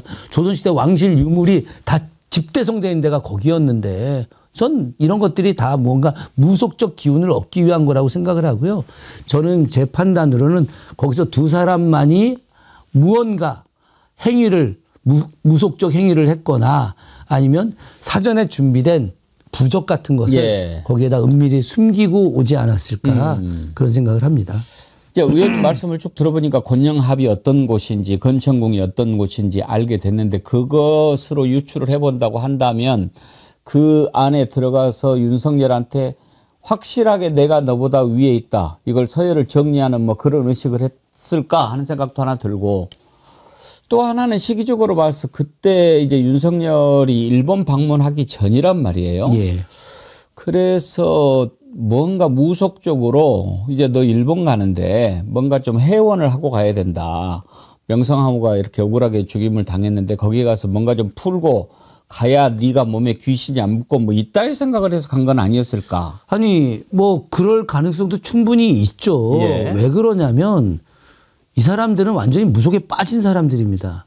저는 진짜 대통령 선거 그때 TV 토론 당시에 임금왕자 새기고 오지 않았습니까? 사실 이런 그 말도 안 되는 무속행위를 한 사람을 뽑은 대한민국 국민들이 당시에 참 안타까운 일이죠. 근데 이 사람은 이미 그때부터 무속에 맹신돼 있는 뭐 사이비 무속에 맹신된 거죠. 무속이 다 나쁜 게 아닙니다. 무속이라고 하는 것이 우리나라 고유의 전통 신앙, 산악 숭배 사상부터 시작해서 단군일에 내려왔던 여러 내용들이 종합적으로 되어 있는 건데 이런 내용들이 모두가 나쁜 것이 아니라 바로 혹세무민하는 사이비 무속이 나쁜 건데 여기에 심취되어 있는 부부예요. 그러다 보니까 이 사람들이 특히나 일본 가기 직전에 지금 이제 말씀하신 대로 해원의 어떤 역할로서 간 것도 있기도 하지만 저는 이 사람들이 내란을 계엄을 1년 전부터 준비했다는 거 아닙니까? 계속해서. 근데 제가 얘기를 들어보니까 지금 특검에서 나오는 이야기들은 윤석열이 대통령 되고 나서부터 계속 계엄 이야기를 했다는 거 아닙니까? 즉위하고 나서부터. 1년도 더 됐어요. 이 사람들은 계속해서 영구 집권을 꿈꾼 거예요. 지금 나오는 이야기가 바로 계엄을 통한 이후에 김건희 통일대통령 만들겠다고 준비해 왔다는 거 아닙니까? 김건희를 대통령 만들어서 저는 그때부터 시작해서 그 실제 한말의 국가 지도자였던 명성황후의 계승자로서 이제는 더 이상 이제 일본에 의해서 죽임을 당했는데 여기서 무언가를 하고 나서 일본과 좋은 관계를 맺고 일본의 도움을 받아서 오히려 영구 집권을 꿈꾸는 대통령 김건희를 꿈꾸는 그런 시간을 위해서 간 것이 아닌가 그런 생각도 개인적으로는 하고 있습니다. 예.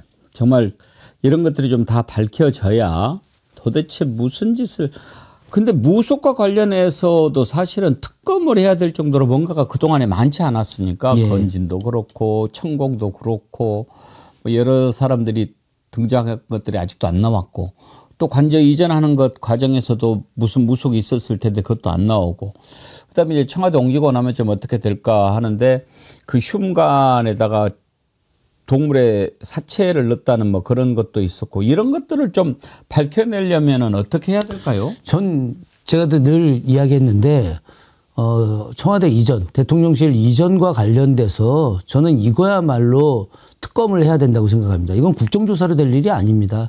실제로 엄청난 국가의 재정이 낭비가 됐습니다. 낭비가 된 것뿐만이 아니라 저는 대통령실과 관련된 보안 문제, 얼마나 이 보안이 뚫렸겠습니까? 저 한남동으로 이전하는 과정 속에서 뭐 강대국의 첩보전에 의해서 대한민국 대통령실이 진행하는 1급 비밀들이 다 노출됐다. 이거는 그 국가 재정의 낭비 이상의 국가의 경쟁력의 훼손이라고 생각하거든요. 그 안에 단순하게 국가 운영의 문제만이 아니라 기업하고의 관계 문제, 어떻게 하면 경제를 활성화할 것인가, 금리 문제는 어떻게 할 것인가, 그리고 북한하고의 관계 문제는 어떻게 할 것인가, 이런 여러 가지 내용들이 다 논의가 됐고 그런 내용들이 저는 다 뚫렸다고 생각하는 겁니다. 그래서 저는 윤석열 정부 3년 내내 경제적으로 굉장히 최악의 상태로 간 이유가 바로 보안이 뚫렸기 때문이다라고 생각하는 것이고, 이런 문제와 관련해서 전 반드시 특검을 해야 된다. 지금 대한민국 국민들이 특검 필요도 있다라고 이야기하는 분들도 많이 계시겠지만, 그러나 이 특검을 해야만이 그래야지 우리가 마무리를 할 수 있다. 저는 이렇게 생각을 합니다. 그러니까 워낙 그런 것과 관련된 게 많아서 어제 김건희가 이렇게 공판 나오는데 마스크를 거꾸로 뒤집어 쓰고 나왔잖아요. 선각자님이요. 어제 김건희가 마스크 거꾸로 쓴 것도 판세를 뒤집는 무속일 겁니다. 이태원 참사 때도 검은 리본을 뒤집어 달게 했고, 이런 것 아닐까요? 그런 의견도 주셨는데 정말 하도 그런 짓을 많이 하니까 그런 건가 이렇게 생각하기도 할 만도 해요. 아유, 뭐 그런 것까지 이제 생각하기에는 좀 그렇긴 합니다만은. 원체 우리의 상식을 초월하는 사람들이라. 한 가지만 더 여쭤보겠습니다. 이제 문화재 쪽으로도 뭐 가장 전문가시지만 또 이제 종교 쪽도 지금 당에서도 중요한 일 맡으시고 대선 때도 종교 담당하셨잖아요. 불교 위원장 했습니다. 우리 헌법에 분명히 정교 분리의 원칙이 있지 않습니까?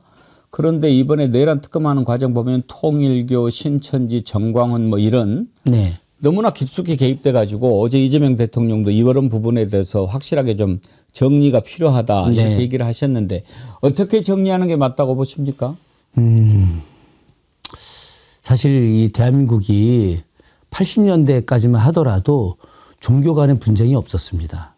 종교 간의 분쟁. 그런데 지금 종교 간의 분쟁이 커져나가고 있습니다. 왜 그러냐면 종교라고 하는 걸 통해서 경제적 이익과 정치 권력적 이익을 얻으려고 하는 게 커져나갔기 때문입니다. 그러다 보니까 종교가 분리되는 것이 마땅함에도 불구하고 종교가 정치에 깊숙이 개입되어 있습니다.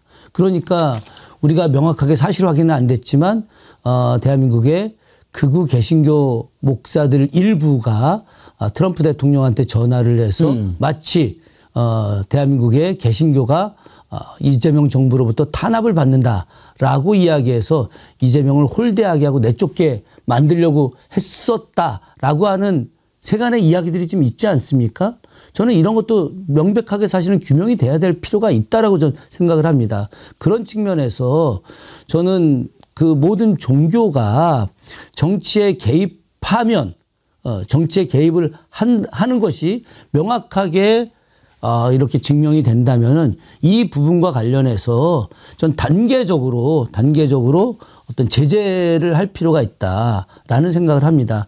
그 단계라고 하는 것이 이제 좀 구체적인 것이 좀 되어야 하겠지만 가령 뭐 개신교다 싶으면 그것을 했던 관련된 종교인의 교회라고 한다면 일단 그 교회에 대해서 제재를 할 수도 있는 것이고, 가령 뭐 천주교도 마찬가지입니다. 천주교도 뭐 주교라든가 추기경 혹은 개별 신부들이 너무 종교에 관련해서 또 정치와 관련해서 어떤 정당과 정치인과 연결해서 무언가를 뭐 하려고 한다. 이것도 문제가 있을 수 있는 것이고, 그리고 저는 천주교 신자이지만 불교사를 공부를 했고 또 천도교에서 동학 연구도 했었고요.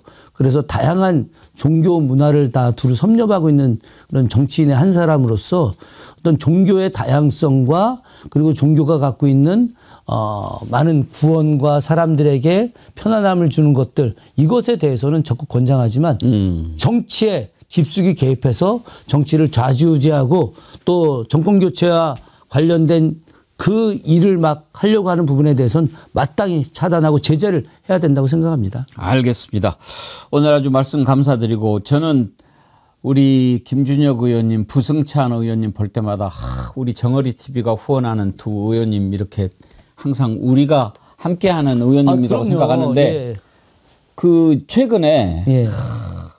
정말 하늘이 이런 분들을 이때 쓰시려고 아껴두셨구나. 만약에 김준혁 의원님이나 부승찬 의원님이나 이런 분들이 22대 국회에 안 계셨다면 이 내란 와중에 어떻게 이걸 들고 나갔겠을까. 아니 뭐 그런 생각을 많이 해요. 더 좋고 훌륭한 분들이 많이 계시는데 정말 적재적소 적시출, 제가 그렇게 평가합니다. 고맙습니다. 네. 앞으로 자주 불러주십시오. 제가 지난번에 계속 불러주셨을 때 갑자기 뭐 우리 일정이 본회의 바쁘셨죠. 열리고 예. 또 제가 원내 대표단에 좀 들어와 있기 예. 때문에 또 뭐 나오기가 어려운 상황들이 있어서 못 나오게 돼서 이제 시간 되시면 다시 김준혁의 역지사지 코너 저는 부활해가지고 뭐 바로 예, 했으면 좋겠습니다. 고정으로 하십시다. 예. 2주에 한 번 정도 예, 할까요? 충분히 이제 오케이. 앞으로는 뭐 다른 일정을 정리해서라도 예. 꼭 나오도록 하겠습니다. 감사합니다. 저도 선생님 보고 싶어서 아주 눈물이 달았습니다. 예. 김병주 최고위원님, 우리가 매주 화요일 날 예. 주불리에 손자병법 하잖아요. 네. 그 힘 받아가지고 지금 경기도지사 나가는 거 아닙니까? 예. 이 다음 경기도지사 하셔야지. 아유, 저는 열심히 국회의정 활동 열심히 하겠습니다. 예. 예, 오늘 말씀 감사합니다. 예. 성원합니다. 예, 고맙습니다. 예, 민주당의 김준혁 의원님과 오늘 아주 정말 제가 궁금했거든요. 김건희, 윤석열이가 저기에 들어가서 무슨 짓을 했을까. 김준혁 의원님이 건천공이 어떤 곳인지 딱 설명을 하고 그리고 나서 들어보니까 무슨 짓을 했을 것인지 짐작이 좀 가는데요. 여러분도 그러셨죠?